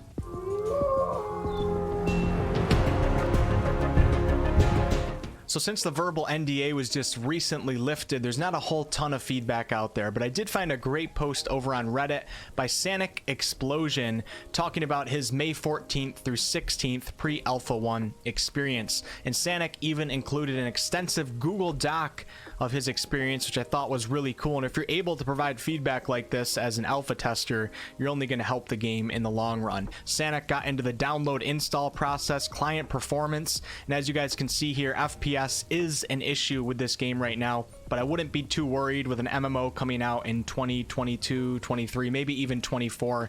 I'm assuming the FPS issues will be solved and they'll be at a respectable level by the time the game comes out. But Sanic right now is getting 45 to 50 FPS with a 1060 6GB on low settings with minimum player count. Obviously his computer is going to be different than other people's, so there's a lot of factors that come into this, but something to keep in mind. And we can also reference back to these numbers as the testing goes on. Sanic also got into animations, general bugs, quest bugs. I'll leave a link to this below in the video description, guys, if you want to check it out. And also talked about each individual ability from the tank class and also the mage class. For example, the onslaught ability charges into enemies, causing knockdowns. It's a tab targeting ability. And right now he says it's extremely laggy, not fluid, looks janky to both the user and other players. So this is something that obviously needs to be improved. And then also talks about abilities in a positive light, like Bulwark, which is a 2-hit combo of punch then elbow, which is a tab targeting tank attack. Feels pretty good to use. And then if we go down to the mage abilities, we got actions or spells such as Meteor Storm, call down meteors, and an AoE, which is an action ability. It's not tab targeting. And Sanic says needs better indication for the AoE range, but the animation looks good. This is really great feedback. If you guys want to check it out, like I said, the link will be below. All right, back to the Reddit post. So there are around 6 servers, each held around 500 people, with the max holding around 700. I think when the game comes out, their goal is to have 10,000 players on one server. They're obviously going to start small, fix the issues, and then start pumping it up as testing continues. So on day 1, servers didn't come up until around 6 hours after they were supposed to. I just spent the day getting a feel for the controls and walking around the map looking for visual bugs. The day ended a bit promptly as there were serious rubber banding issues. So rubber banding, for those of you that might not be familiar, is basically when your character or someone else on the server, you see them standing in one spot or running, and then all of a sudden they teleport a little bit ahead of time as they try to catch up to the actual server. It's an issue that needs to be solved because rubber banding can make games unplayable, and I'm sure it will be solved. And it seems like the devs are able to locate these issues and are working on improvements that are somewhat successful at this time. Now on to day 2. The devs told people to not PK or they could be banned because the XP debt from deaths was pretty harsh, and the systems in place to punish PKers weren't implemented yet. People still PK'd. Of course. So those of you guys that haven't been following Ashes of Creation information, when you die, you will suffer some form of punishment for your death, which will include some XP debt as well as losing a portion of what you're carrying. Now, the severity of this punishment will depend on what you're doing. If you die from a mob in PvE, it's going to be a lot less severe than if you're a corrupted player running around slaughtering everybody and then you end up dying as a corrupted player. Now, don't get this XP debt confused with de-leveling, because you cannot de-level. You can't go from level 10 to 9. 9, but when you die, you do have to work a little bit harder to get back to where you left off. I'm really happy that Intrepid Studios is including an actual punishment for death besides having to run 10 seconds to your dead body, because it really gives a meaning to life. And when you're out just doing simple things, you kind of are more engaged and more immersed in the game because you don't want to die. So you're taking the game a little bit more seriously. And in my opinion, that makes a game much, much better than all the brain dead experiences that we have now where you just run around and you don't really care about anything. Now, there has to be a legit debate and a lot of testing over the severity of these punishments. It'll be interesting to see how that plays out over the next couple months. Much less lag than the previous day, so we're seeing improvements day by day in these pre-alpha tests, and I played a bit more seriously with my guild and got to level 6 as a tank by doing some quests. We also gathered some harvestables. There will be a base form of crafting in the game for the alpha, and searched around the map. There was still some rubber banding as the nodes started getting developed, but it was able to be temporarily resolved. So it seems like the devs are really focusing in on fixing these rubber banding issues. All right, now on to day 3. I started a new character because I wanted to try out Mage. Right now in the alpha pre-tests, Sanic says there's only 3 classes, Mage, Tank, and Cleric, and each of them have 9 abilities. When the alpha comes out, I can't remember if we're getting access to all of them, but we should have access to more than that, at least at some point. I got to around level 6 again and went to a village node on my server where there was an election happening. So as some of you guys might already know, when a node reaches its village stage, which is stage 3, it is then able to elect a mayor, and the mayor is going to have power over taxation and what buildings go up in the node. I think it's a really cool system. I hate IRL politics so much, you know, I keep it off my channel as much as I can, but in-game politics can really also add to the engagement in the game and the immersion, and I'm pretty excited to see how this plays out. Now, this is assuming that the mayoral system and the government systems in the game are actually good systems. We don't know that yet, but I'm excited to see how this plays out, and I can't wait to be running around town and then all of a sudden see the mayor and either like thank him for his service or be kind of pissed off and start plotting my way of taking over that position for myself. A lot of stuff like that adds a lot of social dynamics to games, which is missing a lot in modern day MMOs. The mayor then started the construction of some buildings such as an armory and some NPC shops. We ended the day with Steven force leveling us all to 15 and having us fight the dragons in the siege area. We got to see some of the siege area in one of the recent Intrepid Studios videos. There were around 1 to 2 times when the server went down to refresh the rubber banding. So not too bad overall. Now, Sanic's overall opinion. Overall, I had fun. I think before the true Alpha 1 happens, they need to get rid of the rubber banding issues so that the servers can stay up for 24 hours. I think everybody would agree that that needs to be fixed. I also think the crafting and mayoral bugs need to be prioritized to give players enough content over the period of a month. So this is important to take note of. Now, this is Sanic's opinion, of course, but the alpha is not the full game experience. You're playing the alpha to participate in testing, so there's going to be a ton of missing content, and some of you guys might find yourself getting bored really fast. And Sanic's saying that if they can touch up the crafting, the base crafting, and the mayor system and fix the bugs, then players will have a lot more to do. So keep this in mind. To participate in the Alpha 1, it's very expensive. I think, in fact, that most people shouldn't be participating in it. Wait until a future test that's more affordable, or one that you actually get into, because I don't think it's for everyone. And try to get over your FOMO, your fear of missing out. I know it's hard to do that, but try to do it. I think 99% of people should not be buying themselves into the Alpha 1, to be honest with you. Additionally, I think the siege mechanic will be cool when it comes out, but the FPS drops I experienced in that area would make it difficult to enjoy. So with his rig, the FPS needs to be fixed, or he's not going to be able to enjoy it. These are pretty typical alpha test, pre-alpha test issues, so I'm not too worried. I'm happy that the feedback is being provided, though. Optimization might be necessary before that can be implemented. Additionally, the combat felt a bit clunky, so this is actually a common complaint right now, but Intrepid Studios is going to overhaul the combat, and apparently they have a system almost ready to be implemented, which might be in the next alpha pre-test and should be in the Alpha 1, so we don't want to get too much into the combat, but we definitely want to keep an eye on it and make sure that the new system does improve upon what people like Sanic are talking about. And the temporary implementation of the skill tree wasn't very good. I'm not too worried about the skill trees right now because I'm sure it's very incomplete. And lastly, in this post, we're going to talk about a lot more in this video, is he said, I think the key thing I took away from this test is the dedication of the dev team. The tests ran from 11 a.m. to 9 p.m. their time, yet they stayed up until nearly midnight chatting with the testers, answering questions, and being pretty transparent about the state of things. Intrepid has been very transparent, and I think this is obviously a really good sign. Some devs like Toast and Margaret were moderating like 10 to 15 Discord channels at once. So it really does seem like Intrepid Studios is working really, really hard. Some people are saying this game could be a scam. Obviously, we have some worries within the MMO genre from previous Kickstarters and stuff like that. But they're working their ass off, it seems like, and they're giving us those monthly development updates. I think this is great news, and I really like hearing this. It gives me hope for the future of this game. All right, now let's scroll down and read a bit more.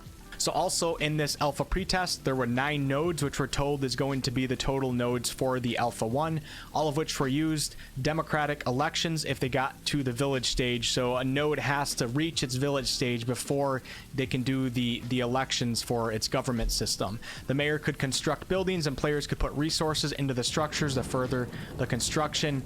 There's actually a lot of praise around the node system so far in these alpha pretests, and the node system is such an important, vital part of this game. It's kind of the heart of Ashes of Creation. It seems like they're on the right track with it, which is pretty awesome. So right now there were 4 or so dungeons, all of which were open world, 1 raid and mini boss, 20% of the total map, which was already very large and populated with cool structures, decent sized gatherable system with a makeshift buggy crafting system, very, very, very basic character creator, 4 races, 3 presets for faces, that's it. Well, the bad news is they've only announced 4 races, so I don't think there's going to be any more than that, but there's going to be, I can almost guarantee there's going to be a ton of character customization options. It's obviously very limited for the pre-alpha tests right now. And Static says a decent amount of quests, but quite a few of them were bugged. I'd say I did around 30. All right, so yeah, great explanation there, Sanic. Let's take a look at some other opinionated pieces for other alpha pre-testers. So Kit Cax here says, about the dungeons, since all of them were non-instanced, how does mobbing and aggroing work? Can random people just start attacking the boss you attacked? How does the loot work if they come in to help? So the open world nature of this game I think is really cool, but it's one of my primary concerns with this game as well, because most of my experience in MMOs, I've never been like that. I've never had an amazing jaw-dropping experience with open world activities. Maybe once in a while, but generally they tend to just be kind of boring, as you know, players zerg a world boss, or the uncontrolled nature of it might sound chaotic and fun, but it ends up becoming so uncontrolled that you don't really get any satisfaction. It's kind of just chaos. So I'm very, very interested to see how this plays out. I do hope that Intrepid does some more instanced activities as they keep developing the game. So Cornhole Carl says, since 80% of the dungeons will be open world, there will be times when you have to compete with other groups for a boss or loot room. AOC uses a tagging and DPS system to determine who gets the loot. Party A is first to attack the boss. Since they attack first, they must now do at least 40% or more of the damage to get the loot. Okay, it's an interesting system. Party B comes along shortly after Party A and start to fight the boss as well. Party B must do at least 60% or more of the total damage to steal the looting rights away from the initial group. So it's an interesting system. We'll see how it plays out. Now keep in mind that Party B could start attacking Party A, but then of course they're going to be engaged in the PvP flagging system, which puts them at risk from losing their loot. This is going to be very interesting to see how this plays out, and we're going to need to provide a lot of feedback with how we feel about these systems. If I scroll down here, there's something that I want to read you guys. Now I don't know if everybody agrees with this, but I would actually err more on the side of T-Skies here. I don't know how to say that. And he says that do not buy the alpha under the pretenses that you'll be playing a video game. Intrepid Studios has even said this themselves for the most part. He says there are basically no systems in the game, and it has a large amount of network issues that need to be resolved. I would just kind of lean towards this guy's advice right here. And don't spend the $500 if you think you're going to be playing a video game. I know so many people are going to do that, even with a lot of warnings coming from the company, people on Reddit, and myself. Even further down this post, we get back to Sanic saying, I thoroughly enjoyed the node system. I almost became mayor of my server's village node. I think nodes have an insane amount of potential. If I was hearing that nodes were really bad right now, I would probably lose a lot of faith and hope in this game. Nodes, like I said, are the heart of the game, and it seems like a lot of people are actually enjoying it and see the potential that can come from the node system. Great news, great news. Sanic then talks about how he didn't really like the current skill point system. We'll see how all that plays out. Now, if we go a little bit lower, Trask says combat is not good at the moment, but it's not what the test was for, which is true. Also, take anything I say with a grain of salt, since the combat system is not in yet. He's basically just referring to the overhaul that's coming to the combat system that should be taking place fairly soon. Trask says the animations are off overall. Auto attacks lock you in place. Abilities don't always work. So just pretty, I would say pretty normal pre-alpha stuff. Movement is off since it seems they have an acceleration set into movement, which makes it feel like you're on skates sometimes. So this will be feedback that if a lot of people agree, we have to make sure that we vocalize it. All right, if we scroll down now, let's take a look at a couple more. We have a player right here who also did not like the combat system. So I've seen this multiple times now. I haven't really seen anybody say that they absolutely loved it. I guess I'll just say it again, even though I've been repeating it a million times, but the new combat system is going to be coming soon. But we have to make sure that we get a good combat system for this game. Otherwise, it's not going to be a good game. It's as simple as that. Septic Bloom asks, Sanic, one of my biggest concerns is the hybrid combat system. Do you believe that it can make sense in the end? So the hybrid combat system is mixing tab targeting like World of Warcraft with action combat like the Elder Scrolls Online, mixing them together into one combat system. It sounds really good, but will it work good is the question. Sanic says, I think hybrid combat can work just fine. Guild Wars 2 had a decent hybrid combat. From the test, there were both action and tab abilities that I liked. Some abilities that I thought were more polished than the rest were Mage, Basic Attack, Black Hole, Meteor Storm, Prismatic Beam, and then for tab targeting, Fireball, Javelin, Bulwark, and Weapon Toss. So according to Sanic, there's positives to both of these types of abilities and how they're used.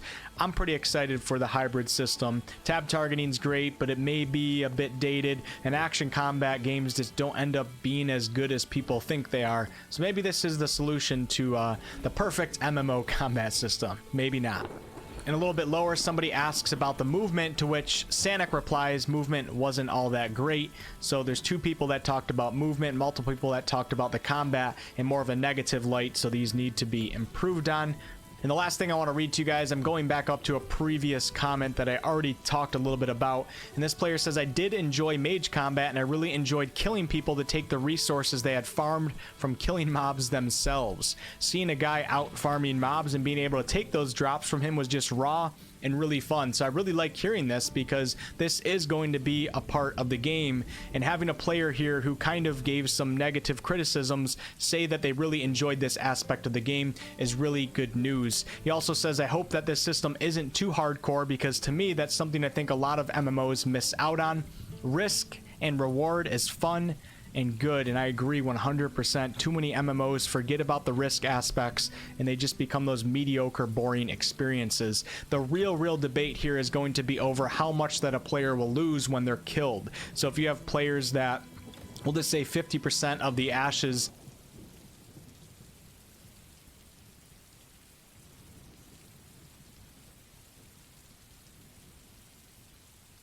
Had to use restroom, alright, so I'm back. Players Let's are players see. that don't. A lot of people who watch our content are looking to find their dharma or life purpose. It's a real challenge because a lot of times mental health problems like depression and anxiety are actually symptoms of lacking a good meaning or a good purpose in life. This is something that people work on a lot in group coaching, to find their dharma or to find their life purpose. If you're interested in that, we still have spots open. It's $24 a session, and sign up with the link in the description below. Hi, Dr. K. I'm a university student and I'm doing well. Good for you. I wrote an academic textbook. Wow. Published scientific papers, presented in symposiums, doing well in my studies, etc. But I recently got into an MBA and started focusing on other things that are more into the MBA studies. and stuff, and I don't think I enjoy this. I have some amazing mentors in my department as well. They know me well and they have helped me much. I'm always doing my best to make them proud, and not just them, of course, my family as well. I do my best and work hard, and that pride they have for me brings me happiness, I'd say. By the way, none of them is strict or anything like that. They're all super chill. Thanks for including that detail. Right? Someone's been paying attention to how we would interpret that earlier sentence. So see, this is fantastic. Like, so they're starting to understand, like, oh, maybe that, maybe your parents are hard on you. But I believe that recently I've been doing some things that don't make me happy at all and increase my suffering, making me want to just stop and give up. One of these things is the MBA, which I dislike greatly. Instead, I'd like to do other stuff with the knowledge that I have, like start something online to help people and add value to them. I'm just doing all these things to make people proud, try to show them that I like this, do my best for them, but not for me. I'm not sure if this is the main problem, if there's something behind that, or how I should think this through. And of course, I don't feel like talking to my mentors about this. I just don't want them to think that I'm not good enough for their mentoring. It's just that it's a bit confusing in my mind even while writing this. To be honest, I'm not sure if you'll answer or even see this, but I guess I can take my chances by posting this here. Good job in taking a chance. And it's just that I'm trying to find answers on what I should do next. Thanks for your time. Lots of respect for what you do and for your community. Great. P.S. Sorry for the long message. Okay, so this is a very good, great question. Okay, so let's kind of go through some of the components. So sometimes we're like productive, right? Like, so we're good. So this person published an academic textbook, was like, presenting at symposiums, seemed like they were having fun, and then they ended up like, getting an MBA or getting into an MBA program. And so they find themselves in the MBA program and they're like, I'm not really enjoying this very much. Not quite sure what to do. I have a lot of mentors. My family supports me. I enjoy making them proud, but sometimes I want to give up. I'm kind of confused about what I want to do. So I guess this is a common question of like, sometimes like we'll do well in undergrad and we're like really doing a good job and we're happy with ourselves. We're making people happy. And then we will enter graduate school and things seem a little bit different there. And so what's going on there? Sometimes we feel like dropping out of graduate school. Should we or should we not? It's a great question. So let's kind of unpack things one step at a time. So the first thing is that there are a couple of ways to look at it. The first is that, what is it that you dislike? So MBA is Master's in Business Administration. So the first question is like, but I believe that recently I've been doing some things that don't make me happy at all and increase my suffering. So then the question is like, what is that, right? So what is it that you dislike about your program and things that are making you unhappy? So I think that that's an important question to ask. This person also has like some confusing feelings. Like they say, I'm not sure if this is the main problem or if there's something behind that. And of course, I don't feel like talking to my mentors about this. I just don't want them to think that I'm not good enough for their mentoring. And the person even says that they're not even like people like that. They wouldn't judge me that way, but I feel that way. So I think there are a couple of different things to dig into. First is why you don't want to talk to your mentors. Like, what is that feeling that's keeping you from reaching out to them? Second thing is like, what is it that you dislike about getting the MBA? It sounds like you were having fun earlier and you're not having fun now. And as far as so I think some amount of self-reflection and exploration is definitely a good idea. You can certainly talk to your mentors. You can certainly...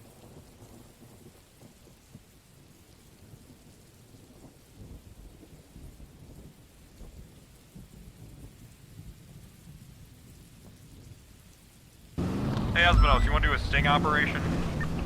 Injured, firearm, injured. I'm down. Alright. If anyone else is interested, meet at mission room. With a new cadet, Pierre Paul. Yo, what up, man? Okay. Hey, I've met PP. I see that you chose BCSO. Very smart of you. 260 is trying to do the prison. LSPD, bunch of clowns over there, bunch of jokes. You never get a promotion. Espinos here has been promoted a few times already, and he might be getting another one. I don't want to spoil anything. Right, so we going undercover? Yeah, I don't know, Espinos. What do you want to do? Guys probably just have to be marked. I got yelled at by Angel for bringing cadets undercover before. Yeah, we can be marked. It's all good. All and right, you can do the undercover portion. Yeah, that's fine. Just be marked. Claire's on surveillance. I'm on the ground. Just listen for her to come in and arrest them. I'm gonna try to get some DOC, and then we're gonna set up nearby, and we're just gonna have them take them straight to prison. Why? What's up? What they do? No. So They're gonna be sales transparent. of yeah. So what we're going for is we're going for drug bust here. Sale of drugs. The charge got changed. It used to be you had to be the one selling drugs, but they changed it to now if you're buying drugs, you can get charged with that shit. So I got some meth and I got some oxy here. I'm gonna offer to sell it for like $20 fucking. What's gonna happen is Claire's gonna be doing surveillance. When she sees me do the signal, you guys are gonna swoop in and arrest him.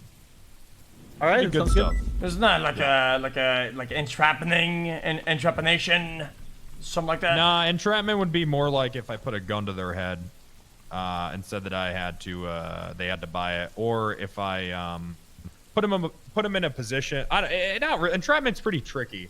No one's ever taken entrapment to court here, so we don't really have any case law surrounding it. Got it. But so what are we waiting for before it's kind of these scumbags? You ready to go? No, we're just waiting on Claire to get dressed. I'm gonna go grab a car real quick. How about PB can go It's gonna and be wait what? for the What's your signal? It's gonna be this. Okay.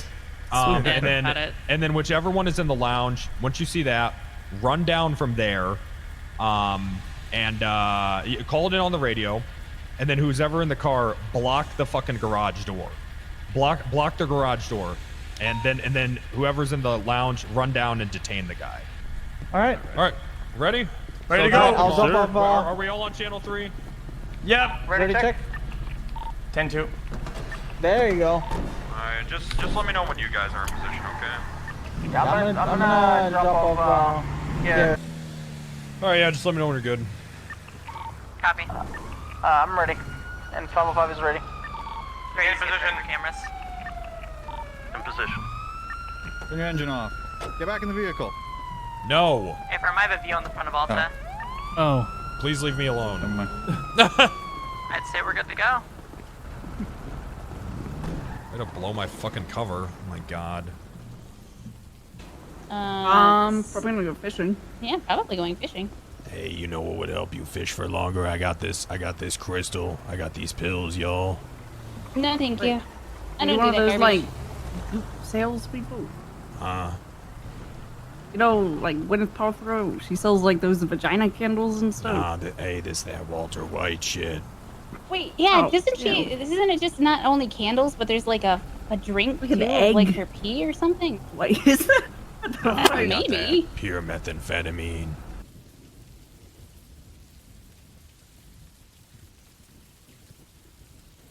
Hey, what's happening, cousin? Hey, I got these pills, bro. I got this methamphetamine on With a deck. Caucasian male. What you need, No bro? shit, huh? blonde, Yeah, I got what you want. Hair and a tie-dye outfit.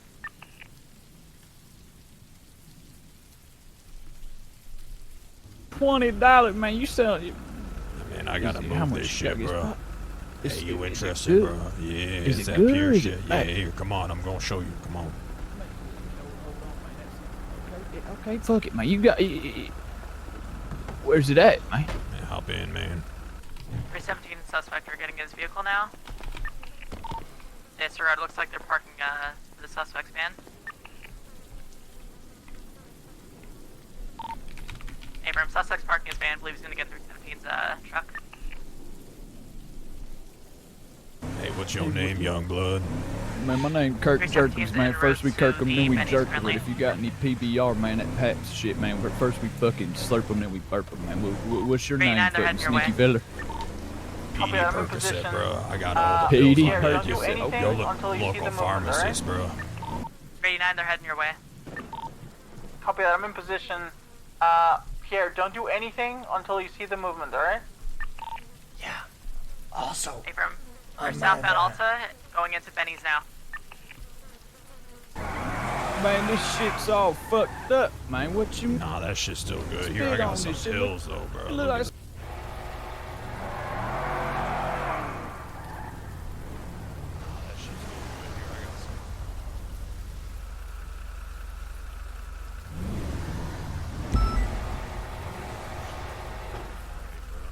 Man, I ain't no interested in no pills. You had me perked up with the methamphetamine. I'm what you call it, damn mathematics professor, man. I'm You just breathe. showing you the test batch, bro. So Wait, I what know that that test you ain't batch gotta. look?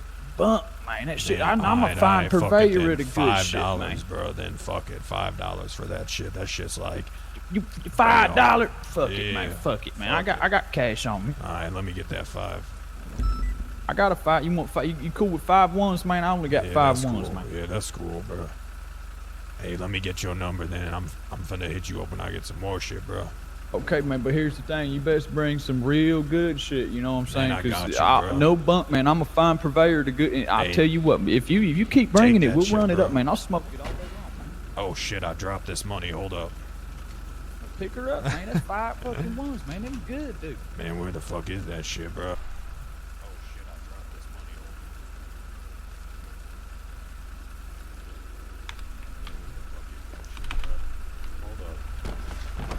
Out of vehicle now. Heads up.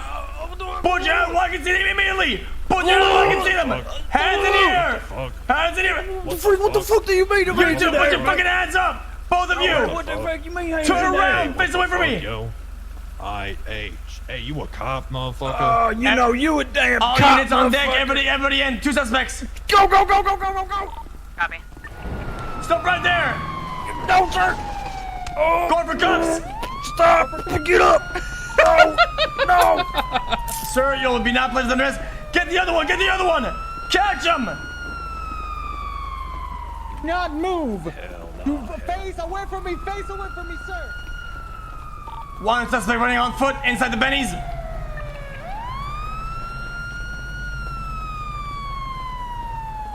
I'm ready to catch him on the way out.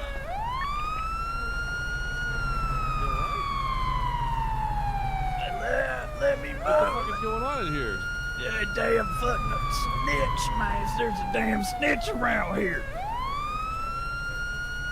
What the fuck? No, man, what you damn undercover fucking secret? Espinosa, please move the 95. Next, you get one over here, please. My damn addiction, you Step sons by, of I bitches. think we're having issues. Hey, you damn fucking bitches, man. You set me up when I was just trying to get my addiction under check. Sorry, sir. This is a very obvious point of drug sales. No, man, ain't no drug sales, nothing involved whatsoever, man. This is what I call it, entartment, man. Sorry, sir, you're both going to jail. No, man, but no, I don't know what you're talking about, man. I ain't never been to jail, you son of a bitch, man. Y'all set me up. Sir, at the stand, you have the right to remain silent. Anything you say or do can and will be used against you in the court of law. You have the right to an attorney. If you cannot afford one, what will be provided to you by the state? One is available. Do you understand the rights that are written to you, sir? Hey, this Man, I motherfucker barely a cop. understand shit, man. I got the You a legs, cop, man. motherfucker. This bullshit, bro. No, man, fuck that dude. That dude's a fucking suspect over there, dude. shut the Fucking fuck snitch. up. You a snitch, man. When I see you up into prison, I'ma headbutt your head off your shoulders, you son of a bitch, man. All right, sir. Do you understand your rights, though? Man, I don't barely know my lefts from my rights, cousin. You're gonna have to reread them to me nice and slow, man. You have the right to remain silent. Anything you do or say can and will be used against you in the court of law. You have the right to an attorney. If you are too broke to afford it, one will be provided to you I'm by the state. definitely too broke. Y'all just bankrupted my dumb ass. I just fucking was trying to spend my available. last $5. You fucking you damn entartment sausages, man. I'm so fucking frustrated, man. Alright, this time you're gonna be going in for self-drug, sir. Do you have anything with prostate, drug paraphernalia in your possession? Shit, man. I got a little nothing or something. I ain't no, man. Alright, let's see. You got some rolls of notes. You have meth. No, man, I ain't got no meth, man. That motherfucker over there saw the fucking feds coming in. He slipped that shit in my pocket like damn near Harry Houdini, man. I didn't see nothing coming. Fuck, if I have meth on me, it'd be good meth. That shit fucking probably bunko shit, man. Fortunately, sir, at this time. Don't be pushing me, you son of a bitch. I headbutt the hell out of you. Sorry, sir. It's a little bit of an accident here. Alright, sir. Accidentally You're gonna be going pushing in, sir. me my ass. What is you, some damn rookie? I'm a rookie, sir. It's first down a job. Yeah, I can tell, man, out here Yeah, pushing me you're right. wearing a visor, man. What kind of motherfucker wears a visor hat in this day and age, man? Sell drugs and possession of offense. Wait, you don't like a Yes, sir. visor? No, man, I don't like the visor. If you don't nice. have long hair, Shit, let it that all man. rock out, man, or put a nice Wait. fucking nice hat on. That Hold on a visor second. ain't this shit, But man. sir, What's I'm your a- fucking name, partner? Name is I gotta get pictures of him driving the van away. Pierre Paul with the. All right, motherfucking County Sheriff's Pierre. My Department. name's fucking Kirk Jerkums, man. First we Kirk him, then we jerk him. When we get out of prison, if we see you around, we might even have to murk him. That you don't know what that means, but I know what that means. Sir, is this a threat to a government official? I have pictures No, sir. A of murk is a hug, van, sir. but I Where I don't come picture from, them murk in is it, big nor old to the safety plane. hug, There was no man. plane on the front. Get the fuck out of here. Get out of here, Mac. Make sure. Nick, go. No, man. Oh, What's your God, name? sorry. Fingerprint Freddy, man. Don't be fingerprinting me, man. That shit's hurt, man. Okay, well, yeah, just Man, you fucking. okay, if there's so- one thing I could say, you gotta take that fucking visor off. I can't take you There seriously is, with that thing. excuse me. Do not That talk dude to with- my fellow officer like that. Hey, he took it off, man. He's respecting my fashion. Now I'm respecting his. Sir Espinosa, I think he likes me and he wants to kiss me, but the visor's in his face, so you can go right ahead, sir, and give me a kiss right here. No, man, there's more than a visor in my face. That chin, too, Come that on, can sir. split a Hey. goddamn glacier in half. I'm pretty sure they call you Chinny Chesty, man. You got a pet chinchilla? What the hell's going on, Crimson Chin? Goddamn, man, I'll roll over that thing like a rollerblade. What the hell, dude? okay, I see. Well, wait, You got more peaks and valleys than a goddamn cake getting made. What is going on in that chin, cousin? I feel like I could... Boy. All right. Yeah, I mean, he's got a could point launch an here. arrow in He's that got a damn point, thing. he's got a Send point. it, man. Mr. Jerkums, I'm gonna advise you right now. There's no attorney at this time. So what you can do Sons is, of if a you bitch, want, man. you can plead not guilty and then take it to court, or you can, or we can offer you a lesser sentence for a guilty plea.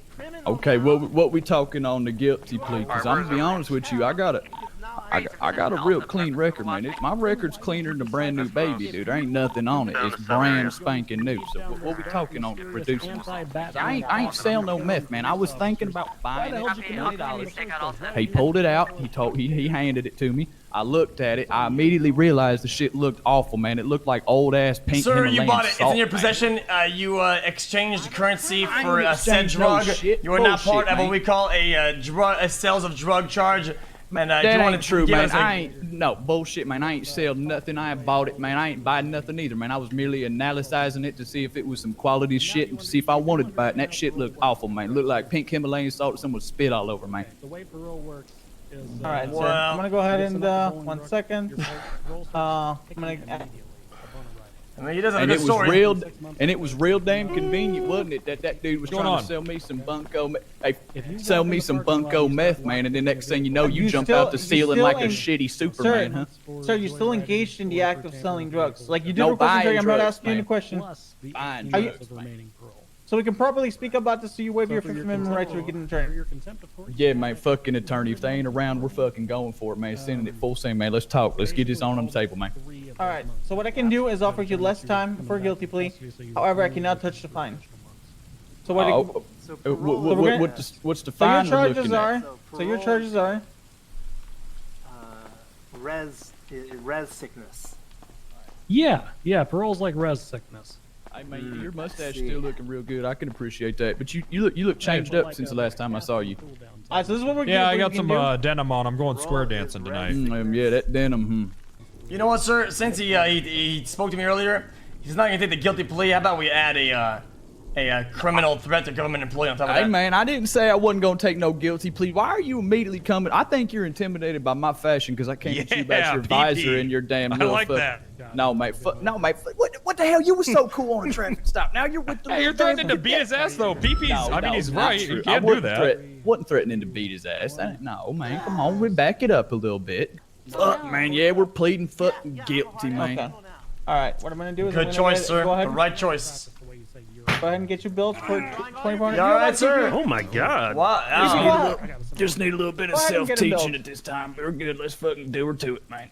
Sir, you'll be Yeah, you'll I be won't meeting mention both the eyes stinks in that jail. you Who the said, fuck- but Yeah, I'll let him know. Bovice is awake. You can have fun Who with the that one. fuck is Bovice, man? Why y'all? One of you Yeah, who said is that that? like it Who was is scary, Bovice? and one of you said it with a smile, like he was giggling. Now I'm sort of Bovice confused. is a and scared. 7-foot-tall motherfucker All who right. is on death row. I'd like He's to good. snitch. I'd like to snitch. Are you in a I'd be like, come on, I want to snitch on somebody. Can we renegotiate everything? I can sir. tell you someone who sold me Let that. you enjoy it. Fuck, Pick the dude, right no, come team. on, man. All right, yeah. you get to go, DSC. Purple. Thank you. Investigate the purple, man. Yeah. Good to go, Like sir. that You have a guy's good one. boots. No, man. Just Yeah, I like his attitude. He's got a real fight in him. No, man, you got a real fight in you, man. You trying to brown nose. You goddamn, man, I bet you cook a mean batch of brownies, dude. I can smell it from here, dude. You smell like a damn portalet. Sorry, so what is that? Brown nose? What is that? That means where your fucking nose so far up an ass, man, it looks like you fell face first into a pan of brownies. All right, let's go to the junkyard. We're gonna have to find another spot. I got just a spot in mind though. The junkyard, isn't that like far away? It's not that far. It's just down the street. That's right. Congrats on getting the job. How'd your Thank you, interview sir. go? Thank you. Yeah, I got the interview. I got the physical test. I got the mental test. The whole There thing. you go. Was it a good interview? It Go was a good smoothly? interview. I failed every question, but I still got hired. Oh, that's Where'd you good. Yeah, corn.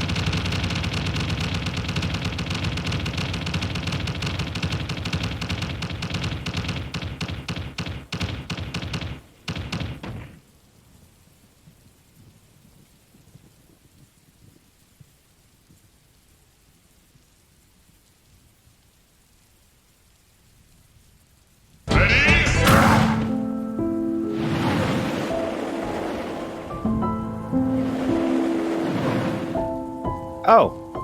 Well, this is fine. I'm just gonna be playing as a few characters I like today because there's a lot of characters in Ultimate. So let's just start with the Roy strat, which is pretty easy because you just poke the sword until you hold one button down for 5 seconds. But I have an odd fixation with wanting to get someone to sudden death percent. I want to hit this sandbag at 300% some way, somehow. God, sandbag really blushing after getting flown 1,000 kilometers. What is that in English? Damn.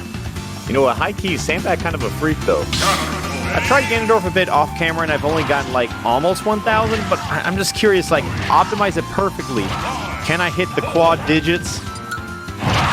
You just rack up damage so fast with smash attacks, like it just seems suboptimal. That was a sour spot, huh? Funny how that works. Okay, I got a new idea. Let's see if this one works. Oh? Huh. And that's a pretty good reason why tilt stick should be turned off. Would you, believe me if I said that was unintentional? Wait, I actually had no idea how I did that. That actually, like, none of that was the route. It just, wait, I actually had no idea how I did that. Would you, believe me if I said that was unintentional? Wait, I actually had no idea how I did that. That actually, like, none of that was the route. It just, I just kind of freestyled on the track and that's what happened. You know what? That's so close to 1,000, it honestly just feels a little bit insulting. Don't new record me. I know for a damn fact Ganon can get 1,000. But I just want to try it with someone else. 3, 2, 1. I plead the 5th. And you know what? Joker always gets arson during this, and down air is a fun move, huh? I don't even think that's optimal. There's no way in hell that's optimal. Yeah, actually, I'm gonna call that pretty bad. Let's try it again. It just feels so scrubby to start home run contests with smash attacks every single time. Like, it feels wrong. And, okay, well, this is just a practice. 2 hops this time. Take it back now, y'all. 3, 2, 1. Oh, I'm just glad that I'm bad enough to be marketable at video games, because being good enough to be marketable at video games is just way harder.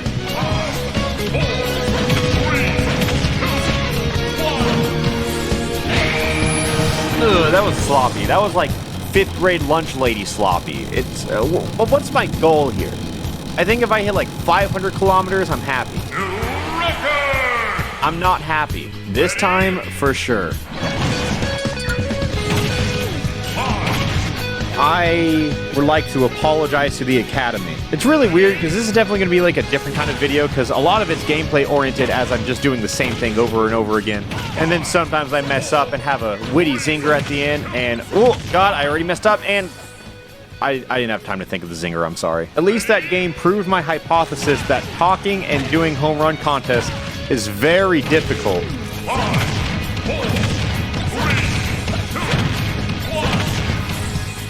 Ooh, that felt good. That one felt real good, though. Let's take it home, Sandbag. They're just taunting me. We're gonna call that good enough. Because I am a loser. Because a lot of the characters I'm doing with are already heavy hitters, so I just don't know how to do it with the weaker ones. But let's get one thing straight. Wii Fit is not a weak character. But I'm just saying, Wii Fit stronger than Joker. And speaking of Wii Fit, how is Nintendo gonna do me dirty by giving me Ring Fit Adventure? And don't get me wrong, this looks like a fun game, a great way to exercise, but how are you not gonna call it Wii Fit RPG? How are they gonna scrap Wii Fit Trainer for this hothead newbie? Also, since I'm never gonna have another time to properly bring this joke up, why does this man look like he's trying to sell me a used car? Or better yet, why do those eyes tell the story of precisely how to bury a dead body? Yeah, whatever, Nintendo. Whoops. I had a fight or flight reaction to Sans on screen again, and I just panicked. Uh-oh. Wow, that was a bad time. I know that's not optimal. I know there's something better out there. Ooh, wait, I got it. So you know I'm not going to do all the characters today, but would you guys be interested in a series where I go through all the characters and find new ways to mess it up with everyone? 3, 2, 1.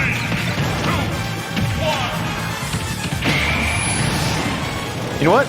That felt right. That was nice. I still don't think it's optimal. I just don't think Gunner has the damage output to do it. Can't wait to put this video out and have some 13-year-old in my mentions on Twitter bragging about how he doubled this score.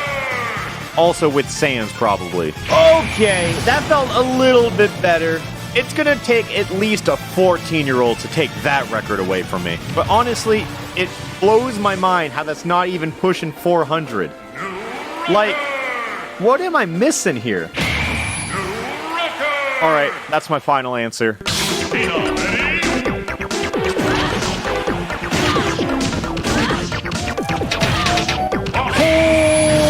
Oh, well, I broke 400. 500,000 people can suck it. Okay, well, 499,550 people can suck it. So I have a big brain idea with Mario. It's just like Smash 4 Neutral all over again. Oh, that was kind of dope, and it's just not worth anything. Like, God, how is it so hard to make this kinky sandbag fly? It's like 1 a.m. in a bar right now because my standards are incredibly low. So if I have learned anything today, it's that I'm not very good at home run contests. But let's see if someone else can break the mold, like my boy Ness. If spamming on Elite Smash has taught me anything, it's that this is the right thing to do. For our cause truly is almost just. Wait, that didn't pop him out. Oh. So the real strategy is to just spam PK Fire. Huh. That just felt so wrong, but it looked so right. It's a little upsetting that really just happened on my second attempt where Lucina quite literally took an hour.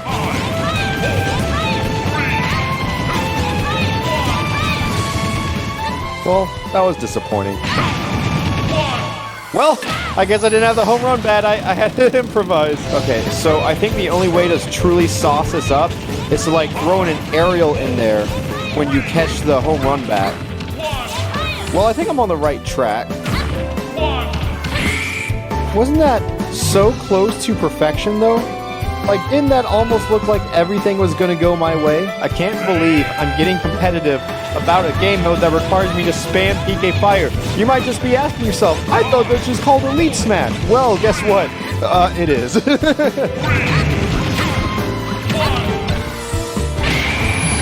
Well, I'll be damned. It didn't look like I was gonna get that, but we take those? Oh, it did. What?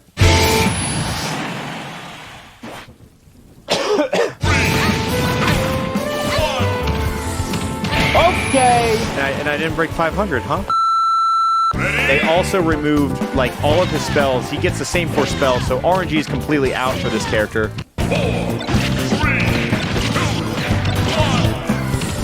Huh.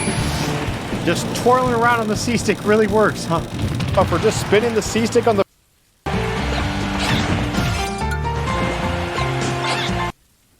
That can probably be optimized more. You know what? Screw it. I'm playing Peach now.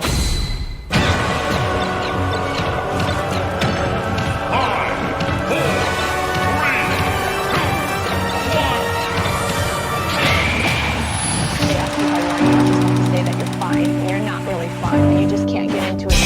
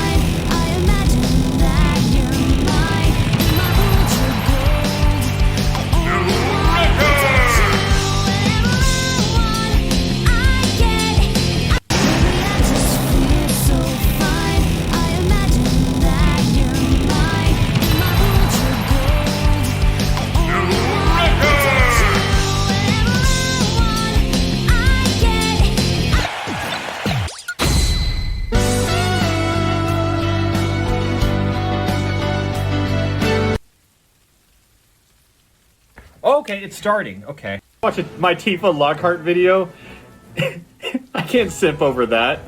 Okay, Aerith, Sword Fighter. That makes sense. I was surprised that they didn't introduce her back to back. Are they going to show any other characters? Are they going to show Sephiroth's down aerial on Aerith by chance? Chocobo. Oh, this was in Smash 4. I thought it was already in the game. I'll be honest, I didn't realize. It wasn't. I didn't realize he was missing. There he is! Okay. But they kind of brushed it up a little bit. He looks a little better. We knew this was coming, though. As sad as it is, we knew it was happening. Oh, Final Fantasy 7 and Gino. Who is Sephiroth?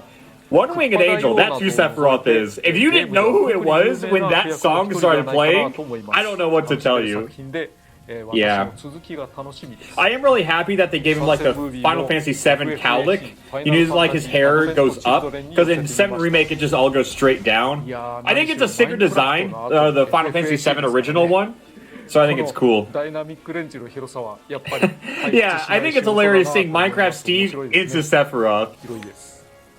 I'm happy. Sephiroth wasn't like a character I expected, but I'm so happy Sephiroth's in it. Outside of Joker, Sephiroth is probably the character I'm most excited for. Because like, so you kind of know what that means for me. Yeah, he'd be shirtless sometimes though. Does he have ghost sauce? What does danger mean? 80%? This is cloud limit. What? 3 Super armor! It's Arsene mixed with Smash 4 cloud limit. Oh no! Wait. Oh, so it has the properties of Lucario Aura.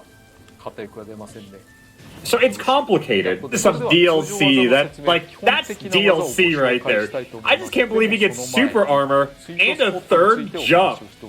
And a sweet spot on his sword, he has tippers! That's a good move.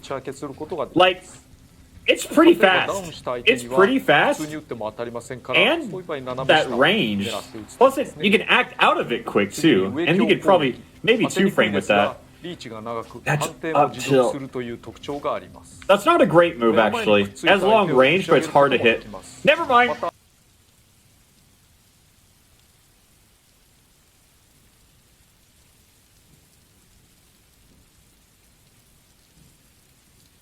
Well, Swords of Legends Online has genuinely exceeded both Mrs. Sticks and my expectations. See, I have a history with these types of games. I spent the very first beta test begins on the 21st of May, and the second closed beta test begins on June 1st and lasts until June 8th. So these 2 keys will allow for you to participate in both of these beta test periods. And not only are we going to be giving away at least half of them in the comment section below, but we will also be raffling them away as we stream the beta tests, which we are going to be doing over on our Twitch channel at twitch.tv/MMOBI. So I urge you to come on over and participate in the giveaway on Twitch, or just to take in of the game. Now, this first and foremost is being advertised as an action MMORPG, and that is not entirely true. See, this is more akin to a hybrid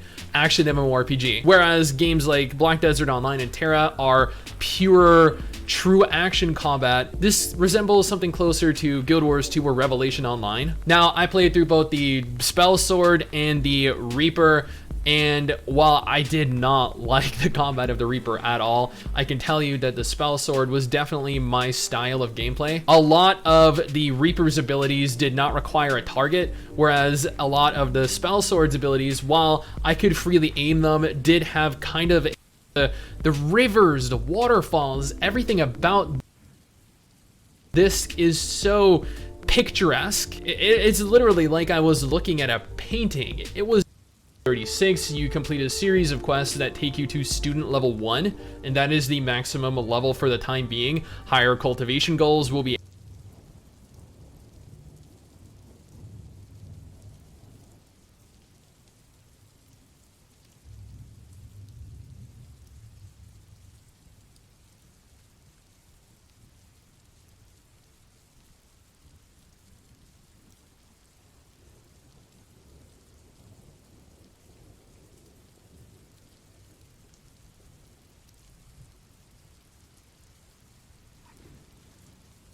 hours. Before we go ahead and talk about the results, let me tell you what changed since the first video, and mainly from Mountain Forest. The best run I got was 2,226 trash loot from Mountain Forest, and then going back to the Awakening, I got a lot more as well. I got 3,402 trash loot on Mountain Forest, and I actually had to expand the rotation I was using when I went back with Awakening weapon and gear, because the rotation I was using previously before the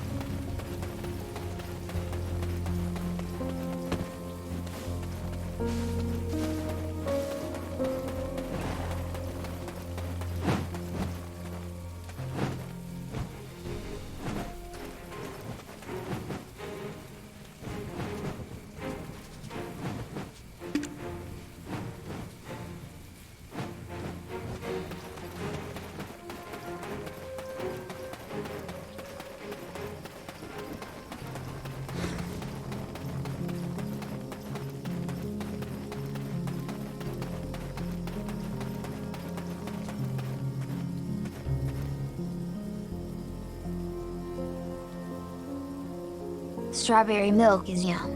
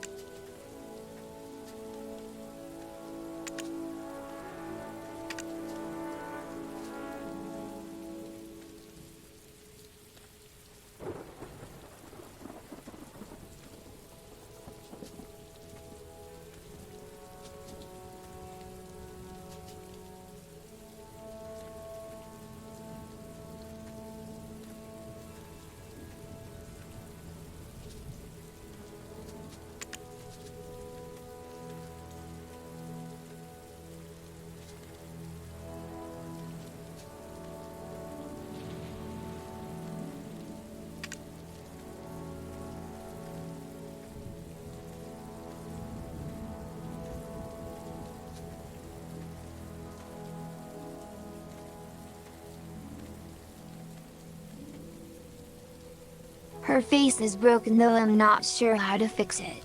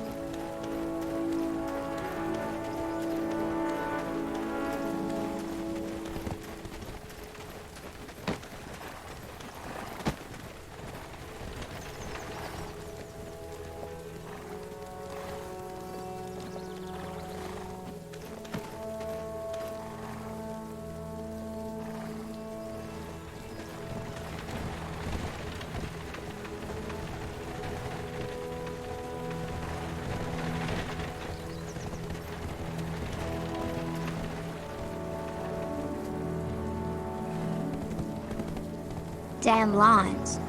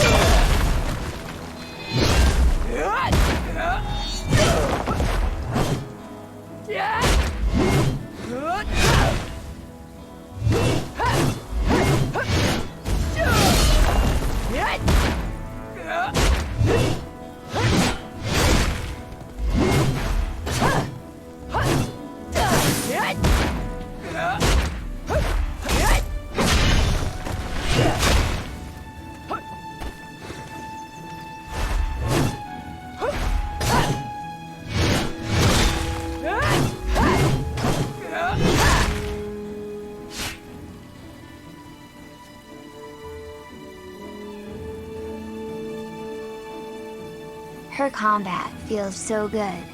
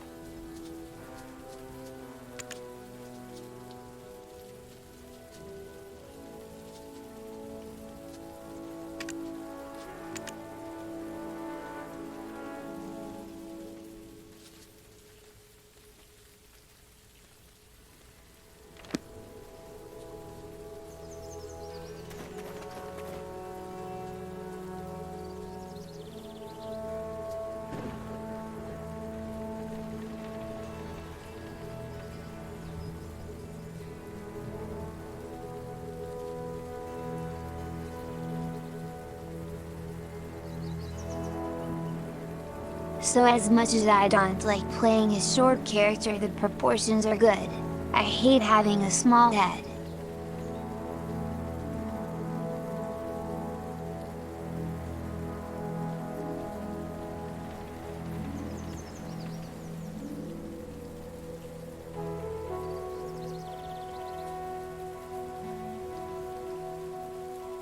And a very important thing is the weapon sizes don't scale, so the smaller you are, the bigger your weapon.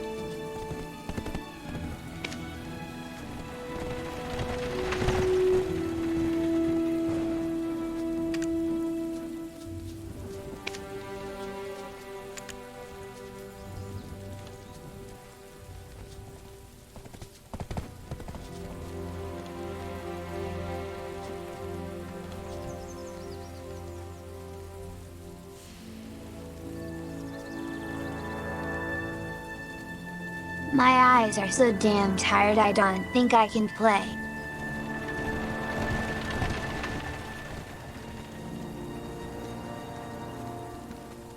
Ever since I had eye surgery.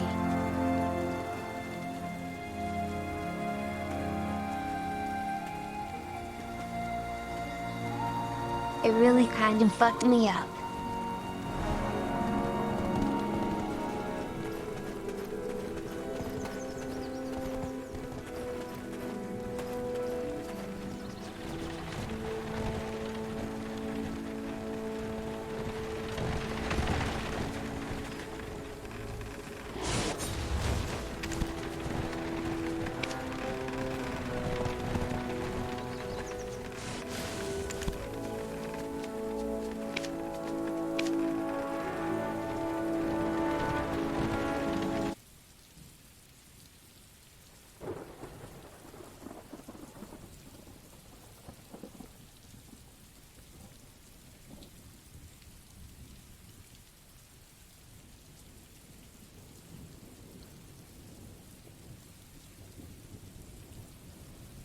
Of course I'm going to boost. Are you really going to tell me I'm going to spend an extra 200 hours playing the game? Fuck that. I'm not contradicting myself at all. Everybody is going to do this. And I'm actually pretty excited about that, to be honest. I really am. And I think Prop Paladin, like, that's the character, like, I'm going to boost a character. I'm going to boost a fucking Prop Paladin 100%, man. Now, I think they're so fun, and there's no way that's not happening. Boost it? Yeah. I mean, the thing is, like, it's literally saving 200 hours of time. It's saving like over 200 hours of my time. Of course I'm going to boost. That's like a massive fucking advantage that you have. I don't think they should be in the game. And do you know why? It's because anybody with a fucking brain is going to use it. This is why people don't like you? Well, here's the problem, is that I don't really worry about what stupid people think. If I worried about what stupid people think, I wouldn't be successful. Yeah, I don't want them to have a boost. Because it's so good. Like, as I said, I'm going to buy it 100%. It's that fucking good. Like, are you really going to tell me I'm going to spend an extra 200 hours playing the game? Fuck that. Thing is with the boost, right, is that the boost is... Like, I'm sorry, but you're going to have to make a pretty strong fucking argument. Like, listen, here's how I see it. The Lord's Prayer. Lead me not into temptation. You know why? Because if you do it, you're gonna get the item, okay? Like, do you really think you're going to want to fucking spend 200 or 300 extra hours leveling? I don't think it should be in the game. But if it's in the game, I'm gonna fucking use it. I don't know why this is hard for people to understand. Like, of course, obviously I don't want it, but if it's in the game, I'm gonna take advantage of it. 100%. Yeah, duh. What are you, stupid? Of course. 100%. Yeah, of course. No shit. And we're laughing at you for buying it. Well, the thing is, like, everybody is going to do this. Like, I guarantee you're going to see so many boosted characters because it's such a massive time saver. Self-fulfilling prophecy. What is this? I'm trying to turn the game into retail WoW. What? I've actually talked to Blizzard and had a meeting with them about adding store mounts into the game. And I've been trying to give them advice on how to kind of, like, brace the community for it. And that way they can truly start monetizing Classic WoW. New Burning Crusade Classic Deluxe Edition. Rewards images found. Oh, Mount shit. In PBC and Shadowlands. Wow. Jesus, I would have never expected this. Oh my god, yo. Guys, I... Okay, alright, I did kind of fuck up there, didn't I? I'm sorry about that, guys. I thought I was doing everybody a favor. I betrayed you all. I had to do it, though. I had to do it. Yeah, I had to do it. Blizzard, they need to make money, man. They're only making... Bobby can only afford 3 jets this year, okay? How's those thoughts on New World? True. That's... Dude, they got posted on LSF? Holy shit. Damn, that's crazy. I didn't even know that. Wow. I like Asmund, but how's he gonna say this? While having an active WoW sub and streaming an enjoyable WoW experience to 40k people? Because I'm fucking addicted, that's why. I'm fucking addicted and I don't want to quit this game, okay? Fucking 15 years! 15 years I've been playing this game! You think I'm gonna quit? I don't want to quit! I just want to stop getting fucked in the ass! That doesn't mean I want to sign up for another dick! I would say it's not so bad, and the whales are so profitable. Yeah. So, let's think of one particular whale. Zakrar. You know, not to throw any wild shit at the yeah. guy. And he's definitely not a whale when it comes to buying store mounts.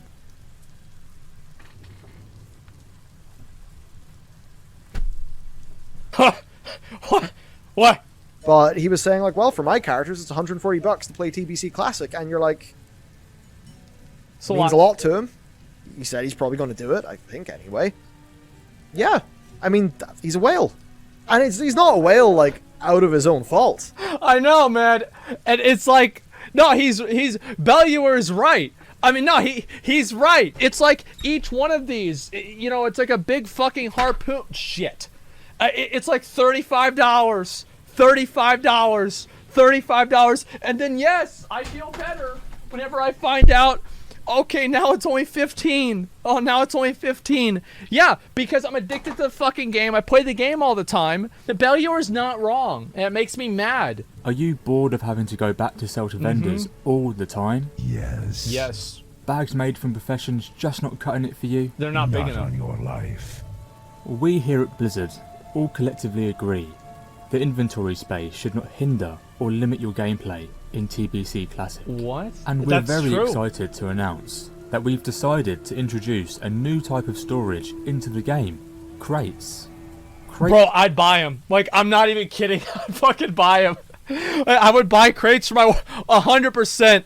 Like, dude, I would have so many of those. You guys have seen my bags, dude. It would be so bad. I would whale it up, man. Fight at my side. Okay.